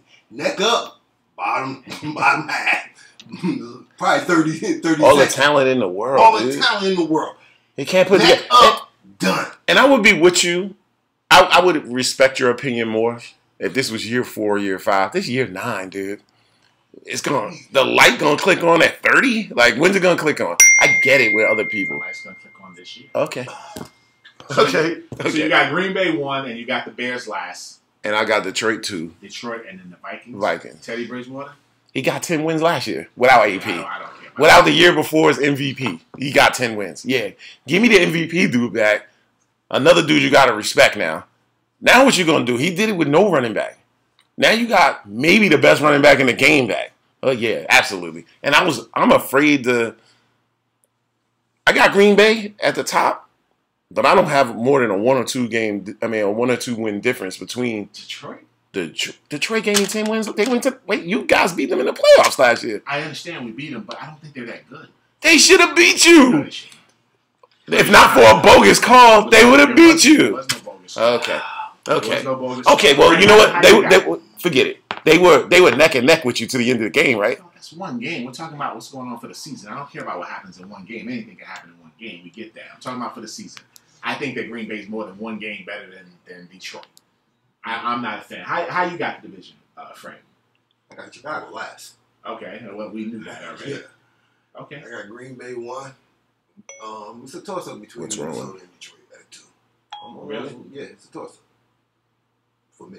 It's a toss-up. So you believe in Teddy Bridgewater too? He's serviceable in that offense, especially with AP being back. He's definitely serviceable. Yeah. The guy got 10 wins last year. You don't care about it? Hold up. So. He's questioning me about somebody that's in his second year, but we can't question him about somebody say you that's in his 9th year You that absolutely has have- not shown You have nothing. every right to question Who has my not Jay shown Cutler us? and my Chicago Bears pick. Oh I have my no God. problem with you questioning it. I just believe this is going to be the year that it's going to turn on. It's just a pick. I'm going out on that limb that you said that you were going to go out on in your Okay, division. let me The answer this. proverbial Let me answer limb. this. Proverbial limb. Right. He So, has yes. he don't have his boy Brandon Marshall, who during this offseason has been criticizing him for his lack of production and his I leadership. don't care if Brandon Marshall is criticizing Kevin him or not. White's going to be out for a while, if not the whole season. He's going to have one wide receiver. I believe- Who is he going to throw to I believe that besides the other team? Jesus. Every year we hear this with you with Jay Cutler. You know what's so good about this show? Let me be honest. And this happens with a lot of people who come here. Dudes are like docile early. He riled up heavy right in the middle of camera play, yelling, screaming, doing all that. In the morning, I want to sit in the yellow chair over there. By now, he charged Cutler up. stuff pissed me off. Wow. We'll be back on the Jerry Springer Show. All right, the last division, NFC East. We got the Oh, man. Washington Redskins, Philadelphia Eagles, the New York Giants, and the Dallas Cowboys. How you want me to go first? Go ahead. Well, we ready to obviously, hear this. the Dallas Cowboys. My Philadelphia Cowboys going Eagles, 15-1. The Giants and the Redskins. Cowboys will probably go 12-4. This is where I have them going. They probably will go 12-4 because they obviously have a couple of guys that are out on injury. They're going to have to come back. It's going to take them a second to get acclimated. We also have to make sure our running game gets acclimated since we've gotten rid of our starting running back from last season. So we got new guys that got to come in. So it's going to take them a second, but I believe they'll go 12-4. Philadelphia, I won't say I'm worried about Philly. I'm just not sure about Philly because I don't know how Chip Kelly's offense is going to run with all these changes he's made. So we'll see. The Giants, I think, are terrible. Eli is who he is. I have no faith in Eli as the quarterback. And this Odell Beckham guy has just way too much credit. But that's another conversation for another day. And then the Redskins are Robert Griffin III, who's, yeah, I refuse to call him that other name. So that's my opinion. You guys have the division going. Wow. Well, you at the bottom. I got the Redskins at the bottom. Because I see you debating.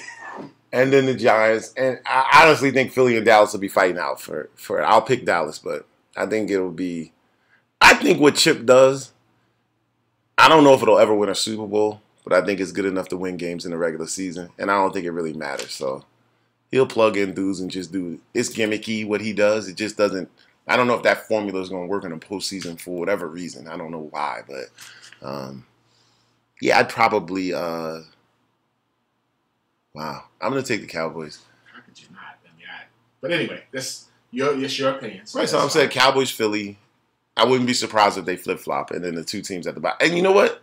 The Giants are so crazy. Who knows? It could be one of those years. Stop it. I know we hate Eli, but Eli got 2, and Tony Romo got 0. I know. Frank. I was with you to the most part soon until you brought up that Eli crap. Okay. I understand he got 2. It wasn't even none of those years you thought the Giants were gonna win. How'd they win? Defense. And they got them on the road. That defense got them on the road. We ain't gonna act like it was Eli propelling them to the championship like that. Let's be honest. I'm not saying that he was, but be honest. He got 2. I know we're coming up against. Pick your break. I mean, we got a minute left. No, I mean, pick your thing, and then I'll ask you before the break. Redskins last. Got the Giants. I'm kind of a little tossed up. I'm gonna say the Cowboys, but I can see the Eagles winning that division. And I don't want them to win because I don't Chip Kelly up. Dude, you can sit up there, huff and puff whatever you want. It's going to be a battle to the end between those two. Listen. Eagles won't win more than 9 games. You heard me say it. Book it. 2 orders win more than 9 games. 2 orders of wings? Are we starting the wing betting already? 2 orders of wings. Because, boy, you bought me some wings last year. Yeah, extra sauce, extra blue cheese. You sure? See, but we had to end off with this topic, right? No. We're not going to end off on that. I got you, though. I'm here for you, Frank. You need to win 1 game. You take Eli Romo. 1 game? 1 game. Take Romo. Wow. I ain't taking Eli. Wow. Dude, name me 1 game you really seen him win that game. Yeah. If it's a close game, if it's a close game at the end, I'm a little fearful. As you should be. As you should be. But if it's I'm going into that game, yeah, I take Romo. Eli, well, this dude led the league in interception 4 years. Wait, we're cutting into Breeze DBL's time. We can talk about this. As Bill Maher says, these people are getting free overtime because we can't get it out. Right? So, I'd like to thank our guests for calling in today. Dr. Siegel, I'm calling him Madison. I keep calling him Madison. Marlon Addison. All right, for calling in. Thanks to Frank for showing up and getting on the camera. It took about 20 minutes for him to start. And I can see the cameras from where I am. So he starts to slide up a little bit. You see his arm, then you can see the hat, then you can see the whole thing. Then he starts screaming. You know, he's talking low, so I'm like worried. Now he's more animated than me and you. Happy to have you in the building. Welcome back. Thought you fell off the map. Breeze DBL. Yes, can I ask you the same question I ask you all the time and get the same answer? What are we going to hear today during Fully Disclosed? Nice only the nation will know. It'd be a nice eclectic of new and old stuff. All right. Breeze DBL is up right now, Fully Disclosed. Thanks to Mo for staying in and not bailing out early like he normally does and just leaves me here. You're up right now. You ready? Yeah, let's go. Let's go. Dude, I take Eli. 1 game, give me Eli. Who you take, Cutler or Romo? Romo. He ain't even the question. I like Romo. You gotta show me though. Gotta show me. Who you take, Flacco or Romo? One game. Really? Oh my God. One good run, man. That's all it was. Romo hasn't had a run yet. Give me the guy who had one good run over a guy who hasn't had a run yet. Put it like this. If you just taking the playoff, One game. I got a money game. Well, if you looking at Romo's career and what he's done in the regular season, he put up numbers, man. Okay, so who you take, Matthew Stafford or Romo? Because Matthew Stafford's out there wilding, putting up numbers. Who you taking? If that's your criteria, who you taking? Matt Stafford went back-to-back 5,000 yard years. Who you taking? What's to think about? He put his numbers. He puts up better numbers than Romo. Who you taking? If by the way you thinking, who you taking? Now you want to take Romo though? Okay. So now you're not gonna think the same way. I feel you, bro. What? You taking Matt Stafford? Okay. But it's not even just the numbers, it's also After we get Eli, you look at Eli. I'm gonna be honest. There it is. Bang! Put the money in the bucket. What? First curse out the mouth already. Hell, they know. The mic's not on. Put the money in the bucket, baby. But yo, if I'm a player and I'm going to that huddle, I got more confidence in Romo. I'm stopped. Eli was like, you need to be on the young bus. If I had a season, You need to be on the young bus. let me tell you something. If I had a season, I would take Romo all day. All day. If I had one moment, I don't know how Eli can figure it out for one moment. The people around him, not him. Dude, not the throw that the kid caught on his helmet. The other throw that he got one great throw. He had a great throw. He made a great throw. First of all, I'm not even talking to you because you're going to get emotional about this. I'm talking to this guy over here. Here's what I'm telling you. You said about Flacco. He had one great run. Romo ain't have a run yet. So he got to have 9 runs before you pick it over the guy who had a run. Let's look at Flacco's overall career, man. Look at not just the playoff. Look at What are you concerned with stats? What are you concerned with stats? What's that? With stats. Is that your concern?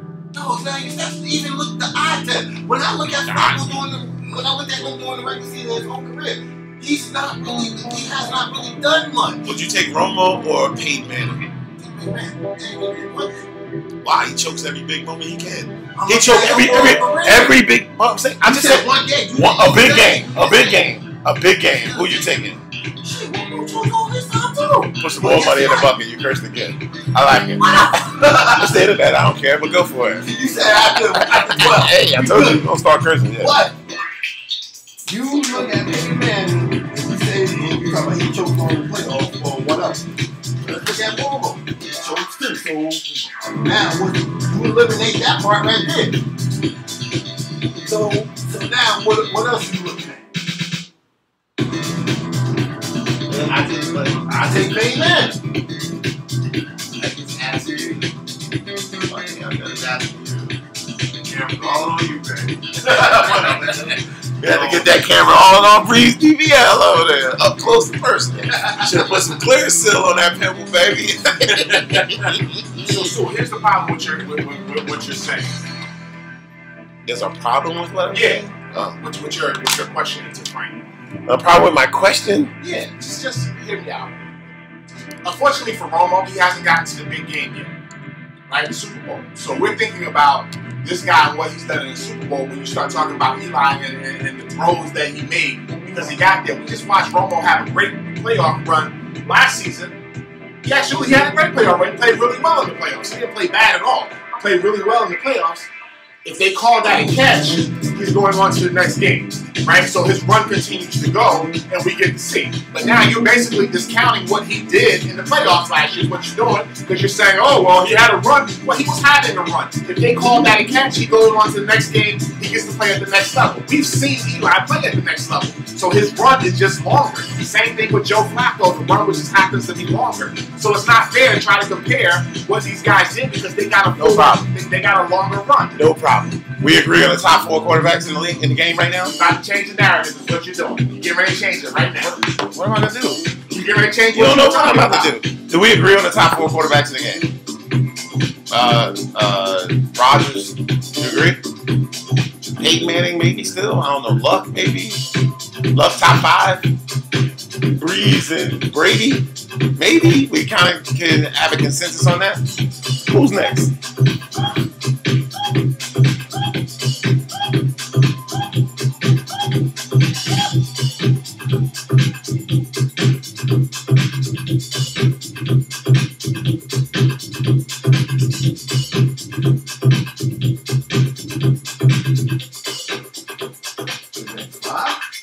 Who's next? Who's 6?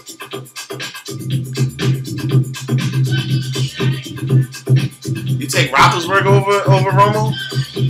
Who's 6? Romo? I like Roethlisberger. I'd rather would. I mean, but you could get saucy. Between who? Romo might be 6. Some people might take Romo, but for me, I would take Roethlisberger. So you take Roethlisberger next. And who's after that? Man, I don't know who's going to go down this list, dude. No, wait till you get to Romo.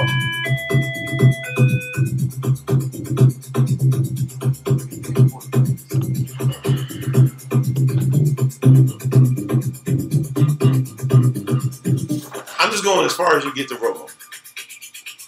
He's in my top 10. Okay, wait, who's next? At 7? Is it Romo?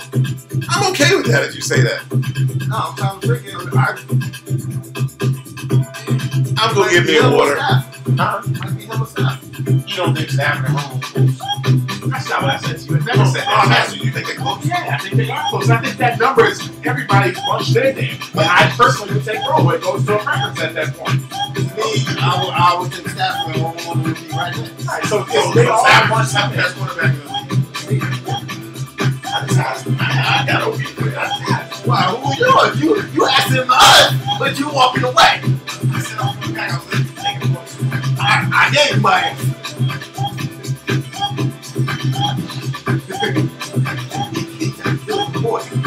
Yeah, I don't disagree. Oh, you think Roethlisberger is better than Tony Romo? Again, I would take Tony Romo over Roethlisberger. But I think that they're all right there in the same bunch. So.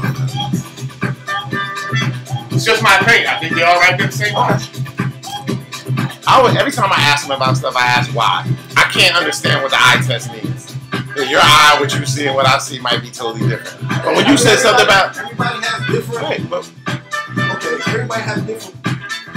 I ain't gonna say preference. They look at certain things that they value more than what somebody else values. Right. Okay? Not just statistically, but what I see on the field. What I see on the field might not be the same thing you value that you see on the field. Different. Like people love Russell Wilson. Oh, he's this and that. I don't value as much the stuff he do compared to what other quarterbacks do. Because to me, if you keep him in the pocket, he's not that good of a quarterback. He's an average quarterback. Russell Wilson. He makes his plays when he gets outside the pocket and when he runs around. But if you could contain him from getting out and look at his passing and everything, he's not that great of a quarterback. Would you? Now I know Mo would take Peyton Manning. Now, I know I'm speaking correctly on that. You take Peyton Manning in one game, big game. Peyton Manning and Tom Brady. Who would you take?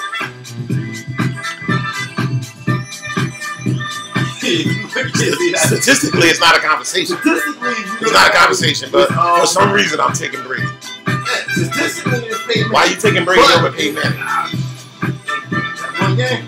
Why? You taking Brady? Why would you take Brady over Peyton Manning? Okay. Okay. That's all I'm saying. That's fine. Peyton Manning ain't never shown he can do it in one game. I'm just asking a question. Yes or no? Brady showed the ball. Then he's been in a situation more times than Peyton Manning. He would show. Yeah, they haven't been to the same amount of Super Bowls. I ain't talking just about the Super Bowl. I'm talking about he's been in the playoffs. He's been head-to-head a lot.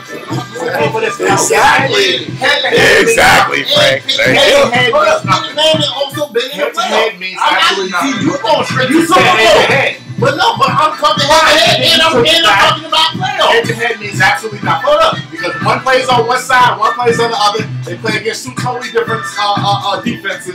They play against two totally different defensive-minded coaches. It means absolutely nothing. It's not on yet, but I'm gonna put it on overtime. Alright, I'm done with that. You got overtime here on. You the one that come down, so I'm like, hey. Johnny come lately. I gotta say, I'm just done with it. Like, they ain't been in the playoffs several times. You jumped straight Super Bowl. I never said Well, because I said one game, so One my game. But okay, it could be a playoff game. What I did was I jumped on your question, on your statement of Tom Brady's done it before, like Peyton's never done it, which is where I corrected you. You said, well, and then you said he's done it more. So then my assumption is you mean one game, the bigger game, which means that he played in more Super Bowls. Did I say Peyton Manning never I did said it? my assumption. Yes, you did. No, I did. Did I say Peyton Manning never You did it? didn't say it. Did I say he never did it? You implied it. Okay. I implied you Absolutely took it that implied way. it. You took it that way. Absolutely implied it. You took it that way.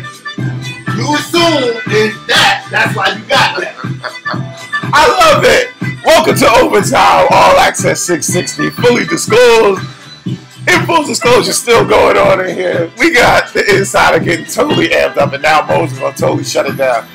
You can tell he's the only child. I love it. Look, there's a reason why, and that's why I said I want to talk to him because whatever. There's a reason why. There's a reason why you would take. What happened? You guys are turned up.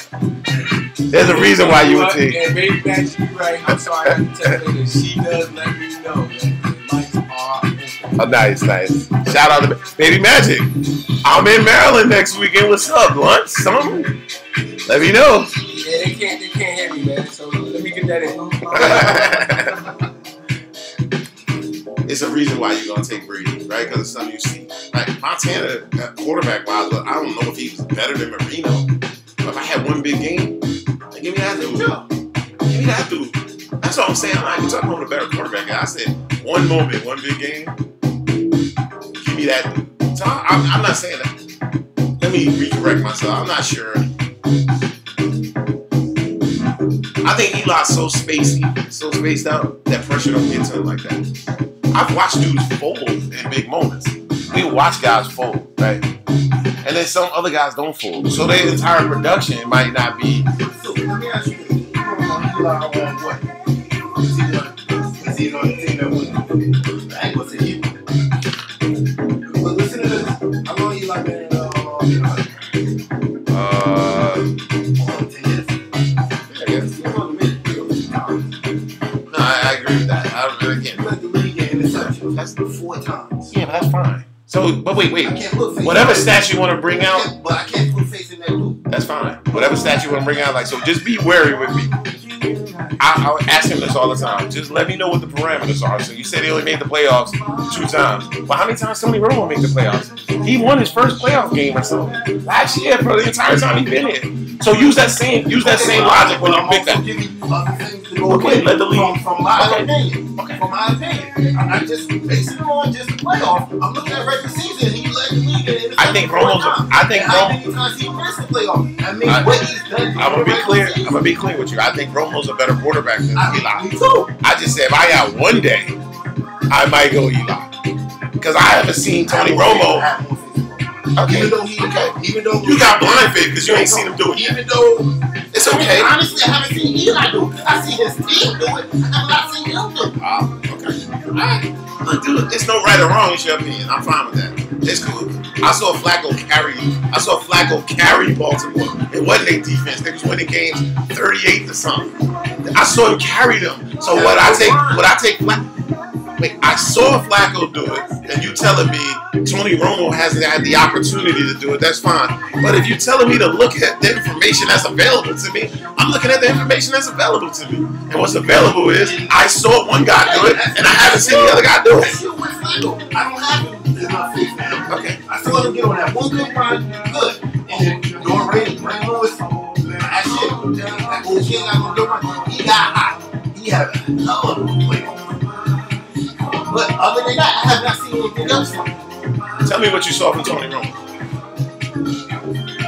As far as Tell me what you saw from. Tell me about his run. well, we have not seen it in the playoffs. It's funny, and why I'm leaving. I see him during the regular season. At regular season. Again, if you want to say, okay, what is? Hold on. Let me ask you this question. That one game. What is that one game? What's one game? Regular season one game could be. I gotta win one game. Super Bowl one game. Okay.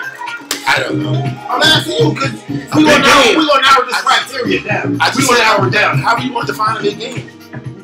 I can't compare Matthew Stafford and a big game during the regular season is not the same thing as a playoff game. It's not the same thing as a Super Bowl. I need to win it. Not the same. All three of them are different criteria.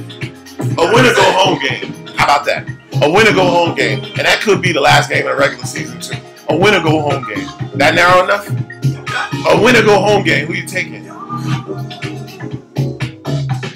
Now watch Flacco and win or go home games go on a run. Other than the playoffs, every game is a win or go home game, right? So I watched them go on a run, and you said, "Oh, you only had this one run." I watched them carry them. And then I see him stick up a whole season or stick up a game.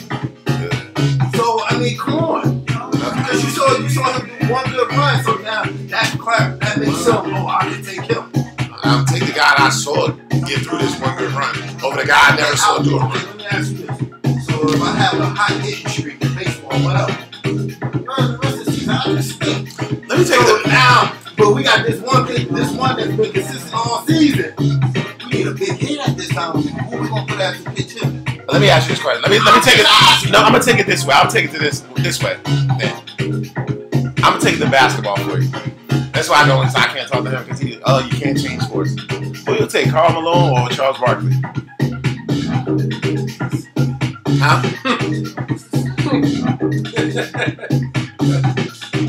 Hold on. Who had a hole? There's a run, and one of them just. Who would you take, Charles Barkley or Karl Malone? Yeah, I like Chuck, so I'm taking Chuck. Of course you would. And I would, and Mo would, and Steve probably would. All of us would. But if I go look at dude numbers, I had one of them on a hot streak, and the other one. I go look at dude numbers over there in Utah. Scoring wise, he's the second best to ever do it. Yeah. We taking Chuck all day. We taking Chuck all day. I got one. Whatever. I got one game. I get to pick. Barkley's on the table and Malone's on the table.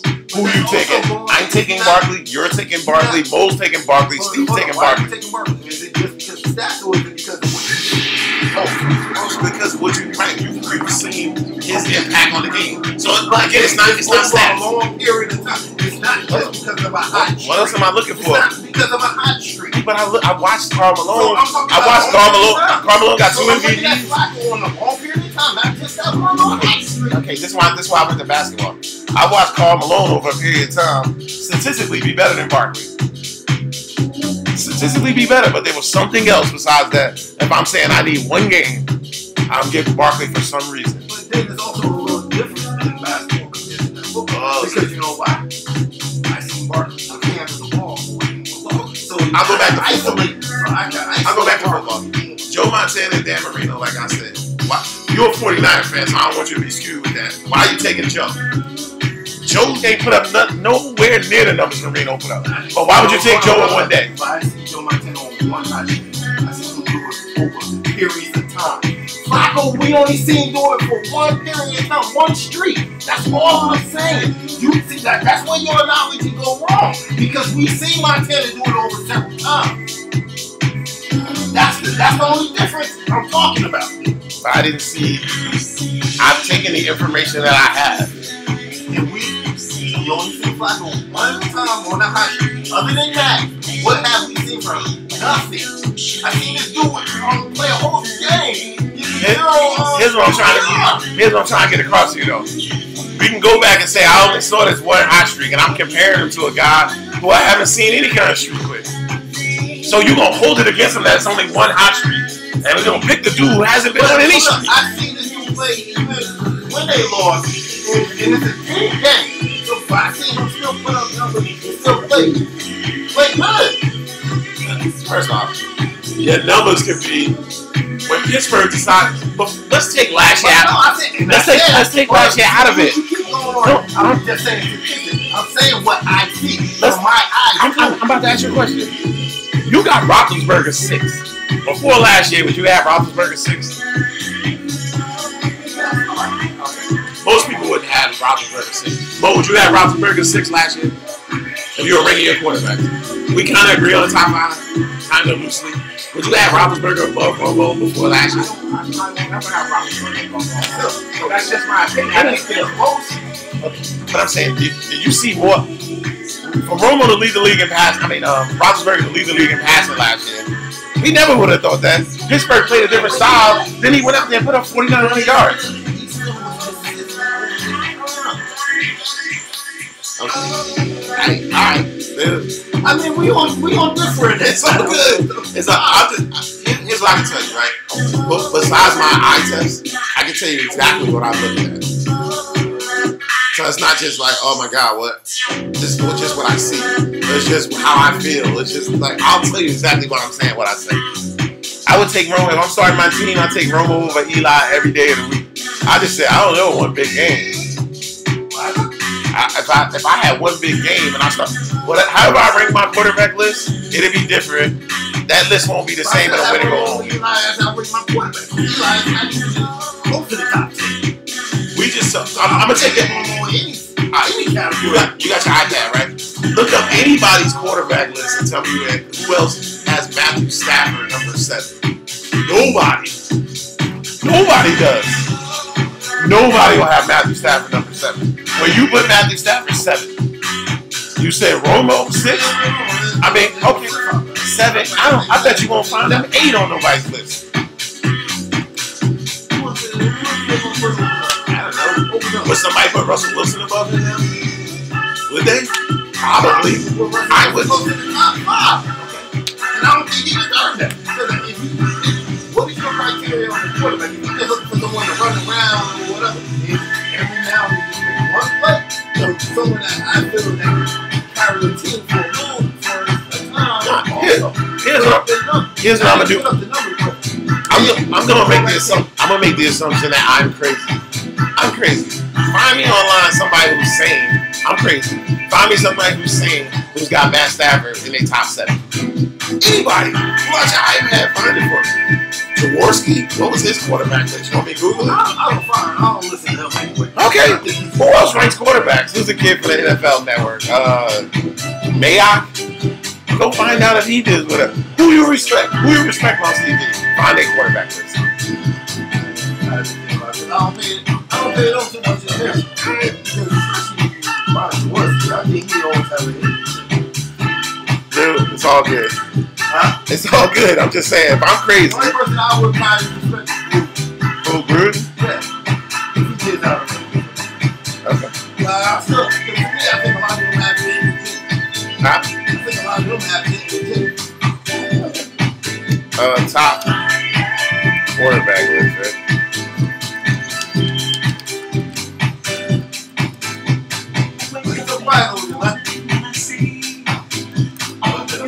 I had this argument with him all the time. I always feel like he's having this. We had this special week. And it's not weekly, probably definitely a football season. I hate what I believe he believes. So I let y'all know that today. I ain't got to get away with that. You know, he told me he wasn't talking to me anyway, so. Just about that. Only time. Yeah, I know. You out of timeout now. I'm going to take that timeout. Oh, don't yeah, he looking at rims and stuff.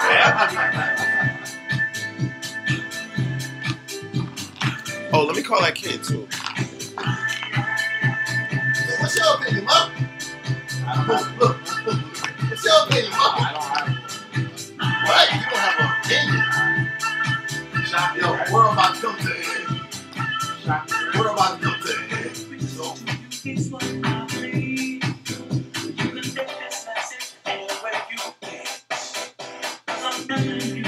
Let me tell you about my gripe with the world now. I get 5-6 phone calls during the show from people who know that I'm doing the show. What's your expectation? That I'm gonna be like, hold on. I know it's all good. Hold on, nation. What's up, cousin? Oh, I just called to say what's up. Oh, cool. You good? You good? My cousin called me and told me he was calling me because he got something here that he wants me to take down the hill. He's calling. Oh God, he's telling me to bring it down the hill. You know I'm here. You gotta be cute. Yeah, bro.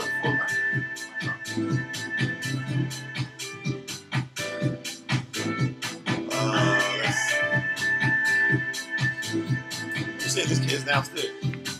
Steve, I'm gonna get the kid. Huh? I'll sell it. Yeah, I'm trying to find a black man.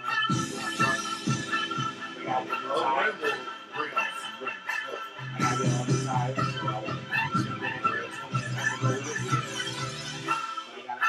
want something kind of basic. I need to be black. So I have to try to get it.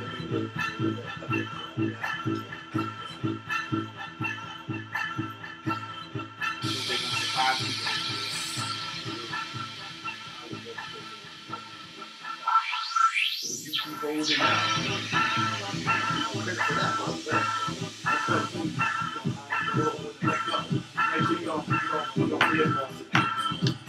Of course you will, right? And last year, I had on my bench. That's why I did all quarterbacks got taken up. I needed a backup. Got somebody. There's nobody else out there. We need a backup. Nobody. If you notice, I took him for a break. For real. Exactly. Hold up. Did I say Cutler is the worst quarterback? That's the way you talk about him. He's at the bottom, but it is somebody below him. Like I always told you, neck down. Easily. All the skills in the world. Neck up. That's the issue I have with him. And it's not the first time you heard that from me. Yeah, I say it all the time. I don't discredit the talent he has. It's just the decisions and the things that he does. That's what I question. Have you ever heard me question his talent? You just don't like him. No, honestly, have you ever heard me question his talent? Okay, you still not answering my question. Have you ever heard me question his I don't talent? remember you doing it. Okay, that's what I'm saying. His decision making and everything is from neck up. That's the issue I have. To me, though, easily, top three is not defense arm in the league. He can make every go possible. It's just, it doesn't compute when it goes from mid up top. What you think that for? I give this guy a bad rap. How? What he does on the field gives him a bad rap. I like this guy, but it's not black.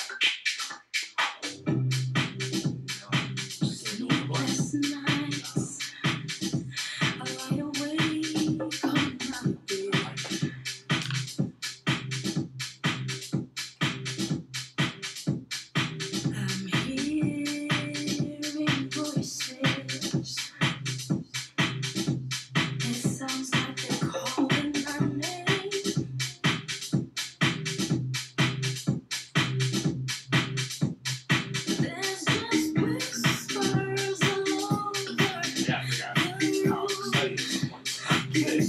I got maybe 2 months, and then I got to go home and try to figure that out. I have been I like that stuff on paper. Like it on names. Anything somewhere that might be at work. Oh, you did? No, I just got a name because I heard names. Got it on paper. Just do it somewhere. Don't know where those papers at. I'm moving my day, my zip bag. Some of my life left at work.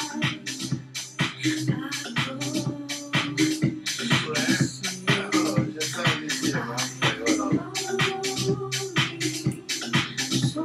Especially after what you call with your somebody I didn't want to keep it.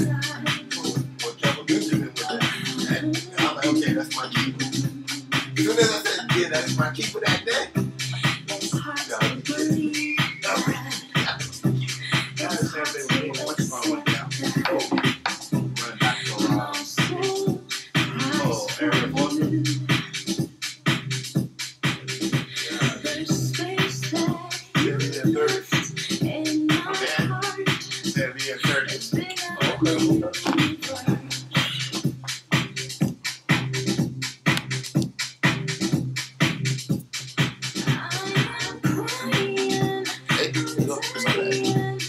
Survivor's Remorse. I didn't get a chance to watch that episode yet, but I'm gonna watch it today. I started catching up on that too. Great. I mean, the show's okay. Right, it's okay. That part though, Great. oh my god, it's alright. Yeah, I mean, I'm just starting to catch up on it. Watching the Rock show. I love that. I had no idea that was Denzel's son until like 2 weeks ago. The dude with the beard, that's Denzel Washington's son. The wide receiver. Ricky. He's funny as all whatever. That character, he ain't got it all, man. I'm Ricky. What's his last name? Ricky.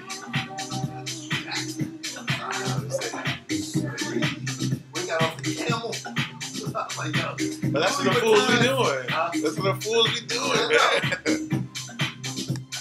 I actually saw the kid. That Asian kid was on the agent, whoever the Rock partner is. White guy. Joe. What's his name? Joe, right. Joe was he actually was on the Jon Stewart show first. And then he on some other show on Adult Swim. He be getting Emmy Awards and everything. Yeah. I didn't realize it until you go back and look at the dude. He's in Hot Time Machine. That's what I told Mo yesterday. He only plays like little stupid roles. I was waiting for him to flip out again after I told him, no, I can't do it. I was waiting. Oh, did we ever talk about you seeing the end of Power? Probably not. You called me You watched all about the it? show I told you to watch. What you think about it? Just the whole series. It's good, man. It's really good. But really, did 50 get up? Yeah. Come on. I'm like, he got one. Huh?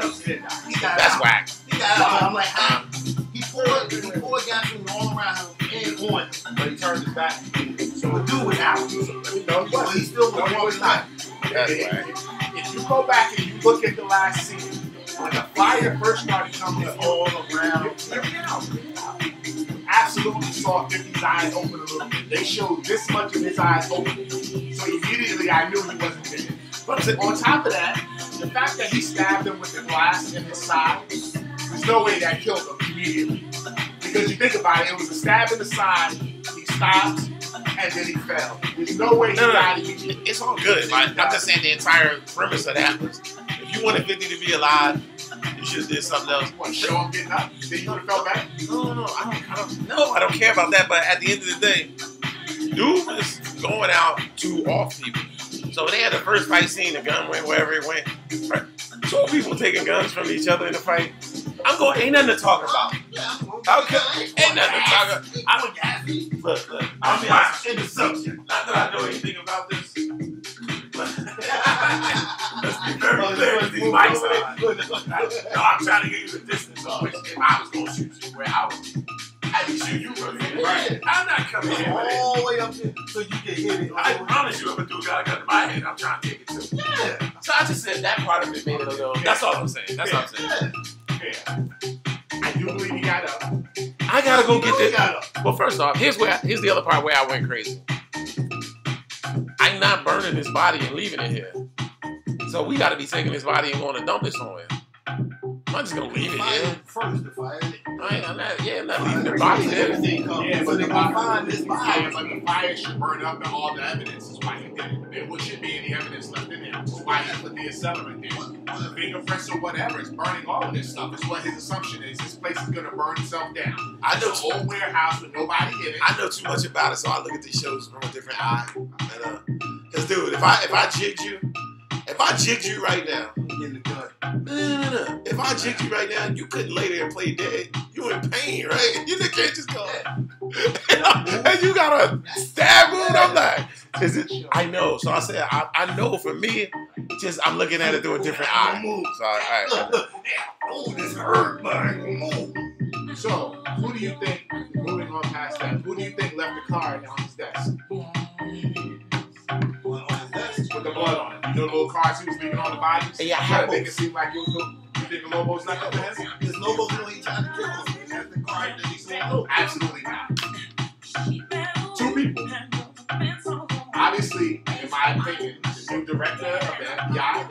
It could be him. That's what I know. Yeah. Here's your phone boss. Right, but I just That's why they missed him in California. Because that dude was working. I put that together, so we agree. So it's either him or Angela left that shit on his thing. Ah, I need some money from Mo. Ah, yeah, baby. I need some money from Mo, baby. Put it in the jar, baby. But no, the director, that's his name, Mike. He could have left it, but it was the car that was on logos when he was trying to stab him. They threw the car that he set. How do I know that was on logos? They left them on a lot of people. So you just think that's the one? Alright, then maybe. I was thinking maybe Angela had something to do with it. Because she's mad that she lost. Like, he beat her in that game. And he told her. Oh, wait. And the dopest part about it was like, I gave you Lobos. You ain't think I was going to give you Tommy too. I gave you Lobos, son. What you want? Oh, my God. She's going to die next season. There's no doubt in my mind. I was glad she left. Now they want her back. Yeah, but you know what, though? It was cool because now everything's all fractured. Because now the wife think that he killed the old boy. And I think that he let old boy go because he knew 50 was going to kill him. He knew that. I don't think he knew. I absolutely think he knew. He told him to get out of New York. But this dude all confused, doing whatever. Get out of here. Yeah, I absolutely think he knew 50 wasn't going to go. He knew 50 wasn't going to go for it. You know the one that's so hard to figure out? The kid Drake. Yeah, I don't know who's He's hard to figure out. The one that you was 50, but he keep going back and forth. Oh, yeah. I don't know. I think he's going to be on what's called team. On 50's team? No. Ghost. But he's the hardest one to figure out.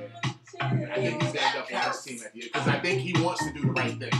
Yeah. He wants to get out of the game. He wants to use but you don't know. Because he kept going back saying, I got him now. I don't know. I believe that's a nice twist. I think Ghost sent him back. You go back and be business as usual, but this is what you're trying to do. I truly okay, but that's cool. But that cliffhanger, that's why I say it's a quality show because we like, I don't know. Yeah, if I can predict what's going on in the show, I'd be like, like I need that twist. So whether if he's alive or not, that's not quality. I think the plot of his plot, the way they did it was like, that's all. I don't have a problem with him being alive or whatever. The way he did it. That's all. I think it had them dudes in there shooting out, and both of them, somebody's coming, and they both just like, whatever. But like, dude, you can't get chicked and just lay there like, yo, let me tell you something. If some dudes ran in this building right now with some AR-15s, if we heard some shooting downstairs or something, we realized there's no way out, and we decided to just lay here, act like we was dead already, you'd be hard-pressed to pull that off. Between being so nervous and just trying to lay there still and not blink or do nothing. Dude, you're not just, if you want to say he passed out from the stab wound, he woke up because of the smoke, I don't know, but I mean, it's picky too. It wasn't that big of a deal. I mean, I thought it was cool. I kind of thought it was Ghost killing the people, but I didn't know until the end. I know. As soon as Drake got killed, I know it's cool. Because the sign he said before, he kept saying, hey, everybody knows they need to eliminate the logos. And when they said at that restaurant, and he was trying to get Ghost to take over, and you're like, yeah, Tommy, and he told Ghost before, you need to fall back and let Tommy be that guy to take the hit. So, Ghost was like, need to step up. Why you fall back? He's trying to set me up to take the hit. Like, the crazy part is, if Ghost let this club go, like if he don't want to be in New York no more, he could have just said, Tommy, this is your operation, I'm out. Tommy would have took that.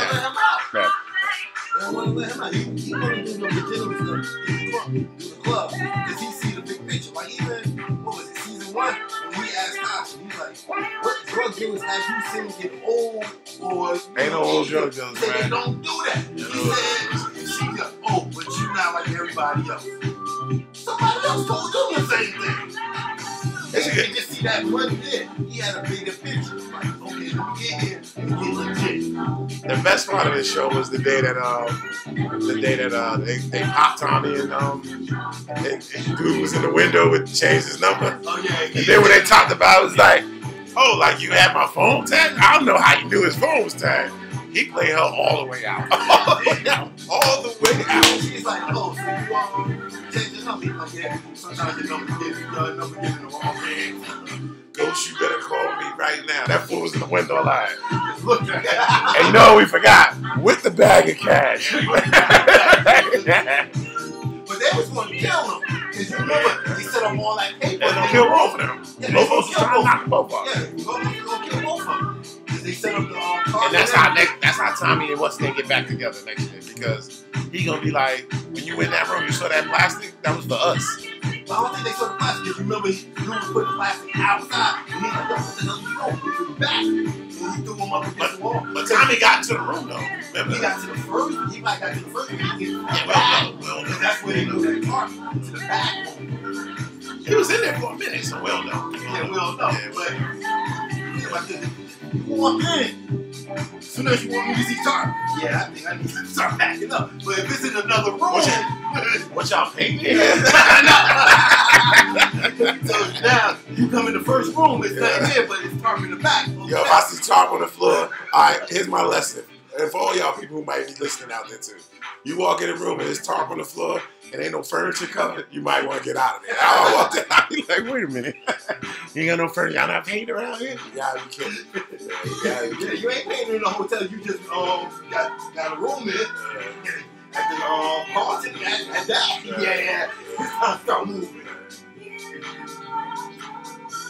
Then the other dude, she burned up. Oh boy, great. He was pissed. She burned him. She burned him, man. Oh, the sexual assault joint. That dude came down the elevator. Like, I thought it might have been him who put that card in there. Because he got a vendetta. I thought it might have been him who put that card, that bloody card. Yeah. Because he like, I ain't got nothing to lose now. And he said, I'm going to get this dude. I know he's going to. He knows James Stokes. And he in love with the girl too. So it's gonna be it could be some emotional, you took my girl type. And the only way we gonna get this dude is to kill or put you out. Yeah, I know what you doing. So it left us with some good cliffhanger. That's what I thought it was. That because when she was when Angela went down that elevator, I actually thought that was gonna be Tasha. Yeah, I thought that was gonna be Tasha on the dude show. Tasha's just mad all the way around. She brought a lot of that on herself. That's this young boy, right? Oh, lot of that. But it's so funny because during the whole time she kept getting on him about dealing with Angela. Soon as he brought her, that was hot. That was hot. How did you do? You been doing whatever. Oh, the same way you been effing Sean. She was like, oh. She was like, boop, boop, boop. He shut down all that heat and anger just. Yo, what you think I know Tasha? What you think I know Tasha? I love it, man. I love it. Yo, man, you gotta see if your girl's cool with you again, man. I got to call. I tried to call yesterday on my ride, but we didn't talk. So I got to call today. And then you gotta test the Skype when you get home to your computer. You're supposed to do it last week. Yeah, it'll be later though. Probably somewhere around 6 o'clock. Yeah. See what I put up on the board.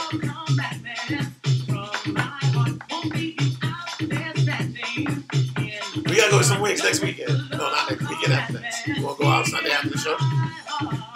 Get some wings. You around? Just go invade a place. Yeah, go out and watch the game. Yeah, that's what I'm saying. Somewhere to watch the game. Where we go? You know what's so crazy? I go down there and start betting. I can't be messing with them people right there. Hey, Oh my God, it's like the gambling hall down there. wait, like, what is that? All them dudes be yo, you know how they bet? They be betting on first down. Oh, Them dudes are- really? I won't ever be a part of any of Them that. dudes are degenerates down there, yo. Yo, Really? I'm $50 they don't get first down. Serious? Son, they be betting so much money. I didn't know that. Man. And you wouldn't know. You wouldn't know. Yeah, I go on the side. I didn't understand watching the games. I didn't know that. I used to go sit with your boy Brian. Yeah, we go down there. They got good wings, man. I don't know. Oh, what you call it? You got these Buffalo Wild Wings. everybody there. On one at a time. Yeah.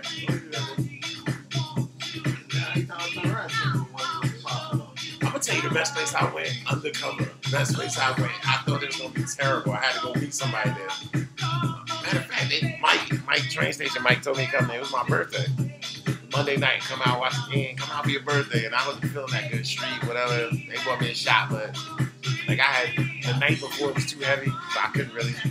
I went in this joint, the Applebee's on Bergen Street. I said, we going to Applebee's where? Yo, when I went in there, it was so live, like it was so cool. I know the Vikings have stuff here in the summer. It was so cool. Like I had to really get that out of my head. Like I'm not saying I'm going in there on a date or nothing, but to hang out with the fellas. It was dudes just talking trash. I mean, they got the cop in there, but it was all good. Like we was talking trash and then leaving, everybody dapping up and doing whatever, and walking out. And it was loaded. Oh God, it was nice. Yeah, it was really nice. I had that, and then we took Shavar there before he was running for office. My pops, when I first really met him, my pops was like, yeah, why don't you take him out? So we took him there just to see how he was. And I was like, nah, he cool. You know, he's that real regular. It was like, ah, he's cool.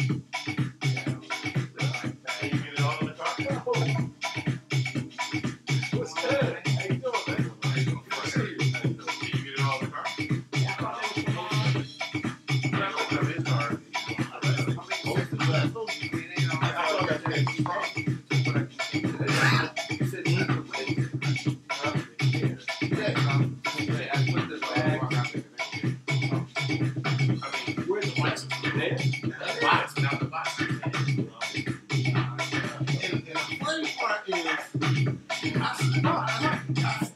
defined this? Oh my God. I'm looking at something for right.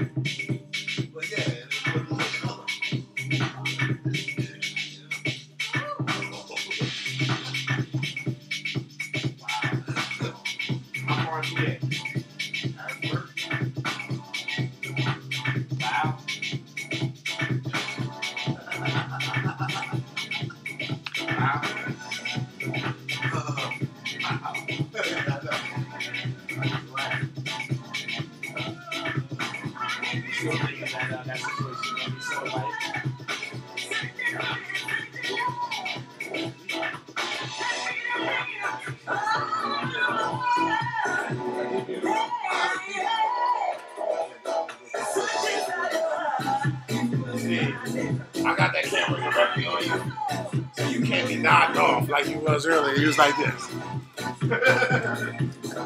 I was thinking of You was thinking of a master plan. Ain't nothing but sweat inside your head. Okay.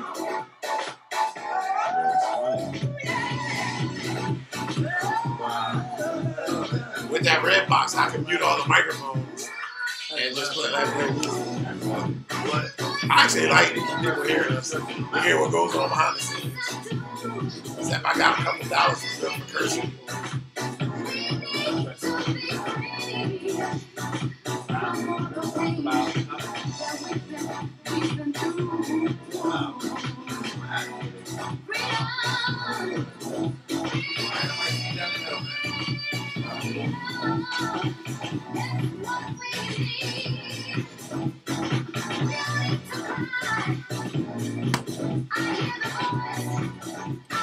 Mo, you think you got the patience to coach? What level? Young kids. Some college kids don't probably, right? College kid, yeah. Young kid, no. Varsity, high school, yeah. No. Oh, high varsity? Yeah. No. No? No. I probably can do that. I can't do it. I need a kid that has some fundamentals of it. Varsity, high school, with that fundamentals. I'm just saying, no. I need college kid. Young kid. Showing these kids how to shoot yesterday. It's like, yo, this is all you gotta do. I'm showing them by example. I said, dude, I can't teach you how to shoot long or short, but I can teach you how to shoot straight. The rest of that's practice for you. You understand that. But yeah, just pull your elbow in. The ball's only gonna go straight if you got it in the middle of your hand. It don't slip out your hand, it's gonna go straight. I'm showing them. So I'm trying to show them from a real short distance. He automatically gonna go to the furthest part. He think he's Steph Curry, some shit. I don't know. No, I don't know how to finish. They have to be able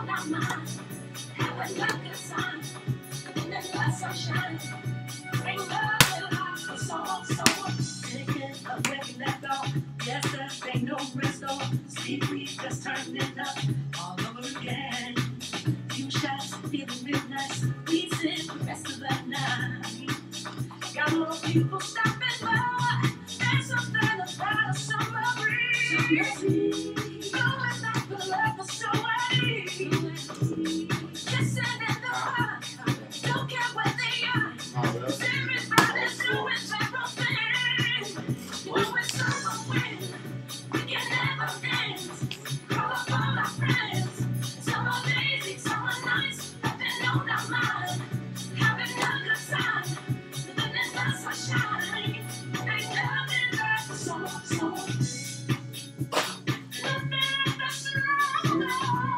yo, Marlon said, at their school, the boys and girls, I guess men and women play at the same time? Same day? One plays before the other, one plays before the other, one plays before the Oh. That's kind of usually how it works. But, it's a Saturday, one probably plays before the other, it's a Saturday. During the week, one's probably on the road, the other's on the road. One plays at 5:30 and the other one plays at 7:30.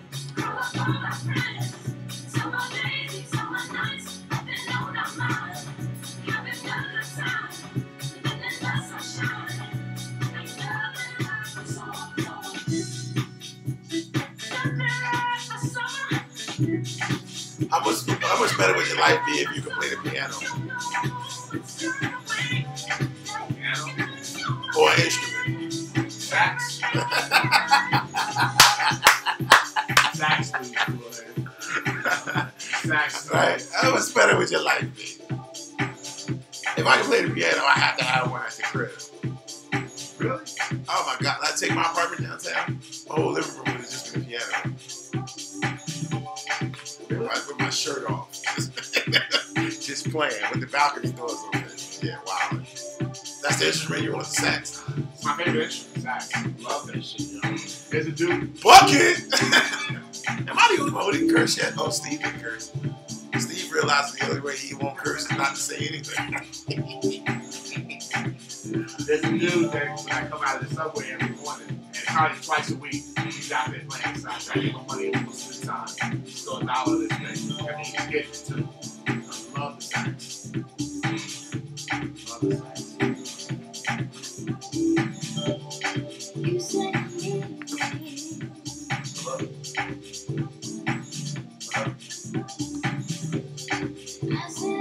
love you.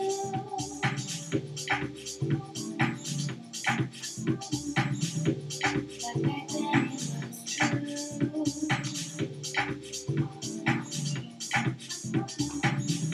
Now tears will come.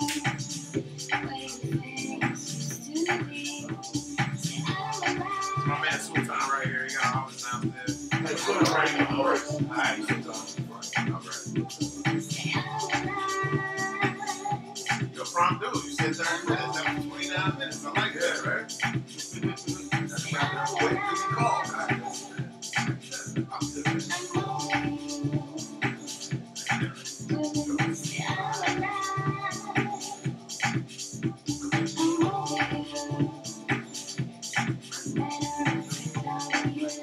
Prosecutor sent me this last night. It's a blast from the past.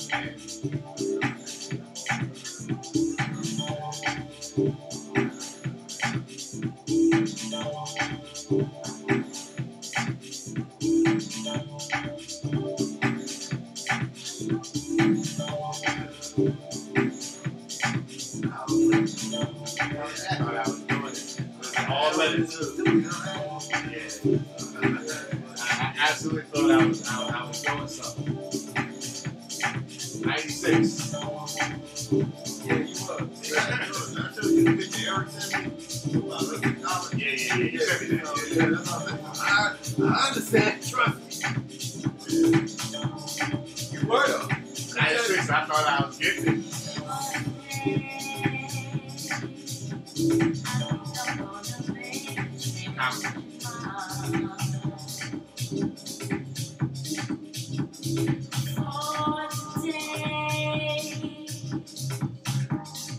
You may not even realize.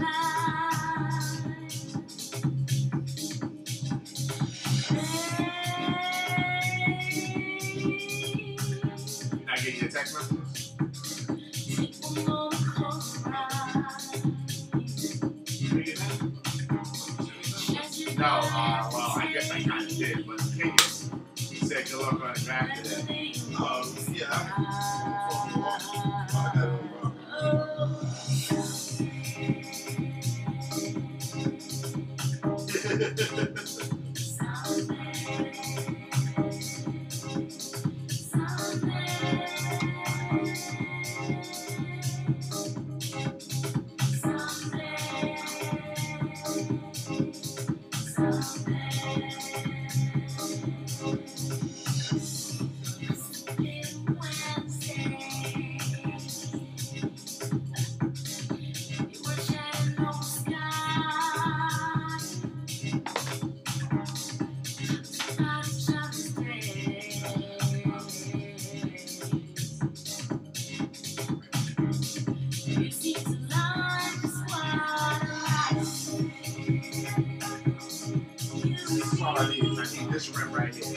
basic.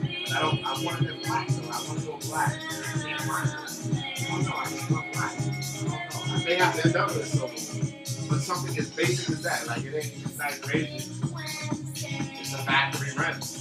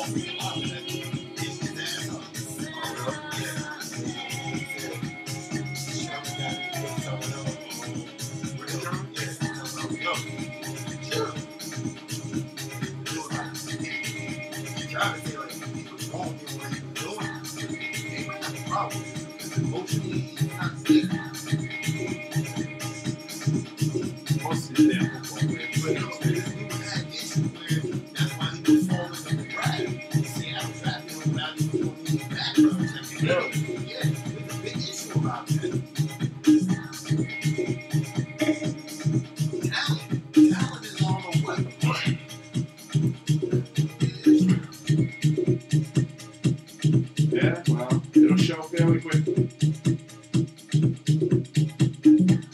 Cowboy season can blow up in a heartbeat if these dudes start getting in trouble. The Jail Boys It's just an ordinary day. in Cowboy Land.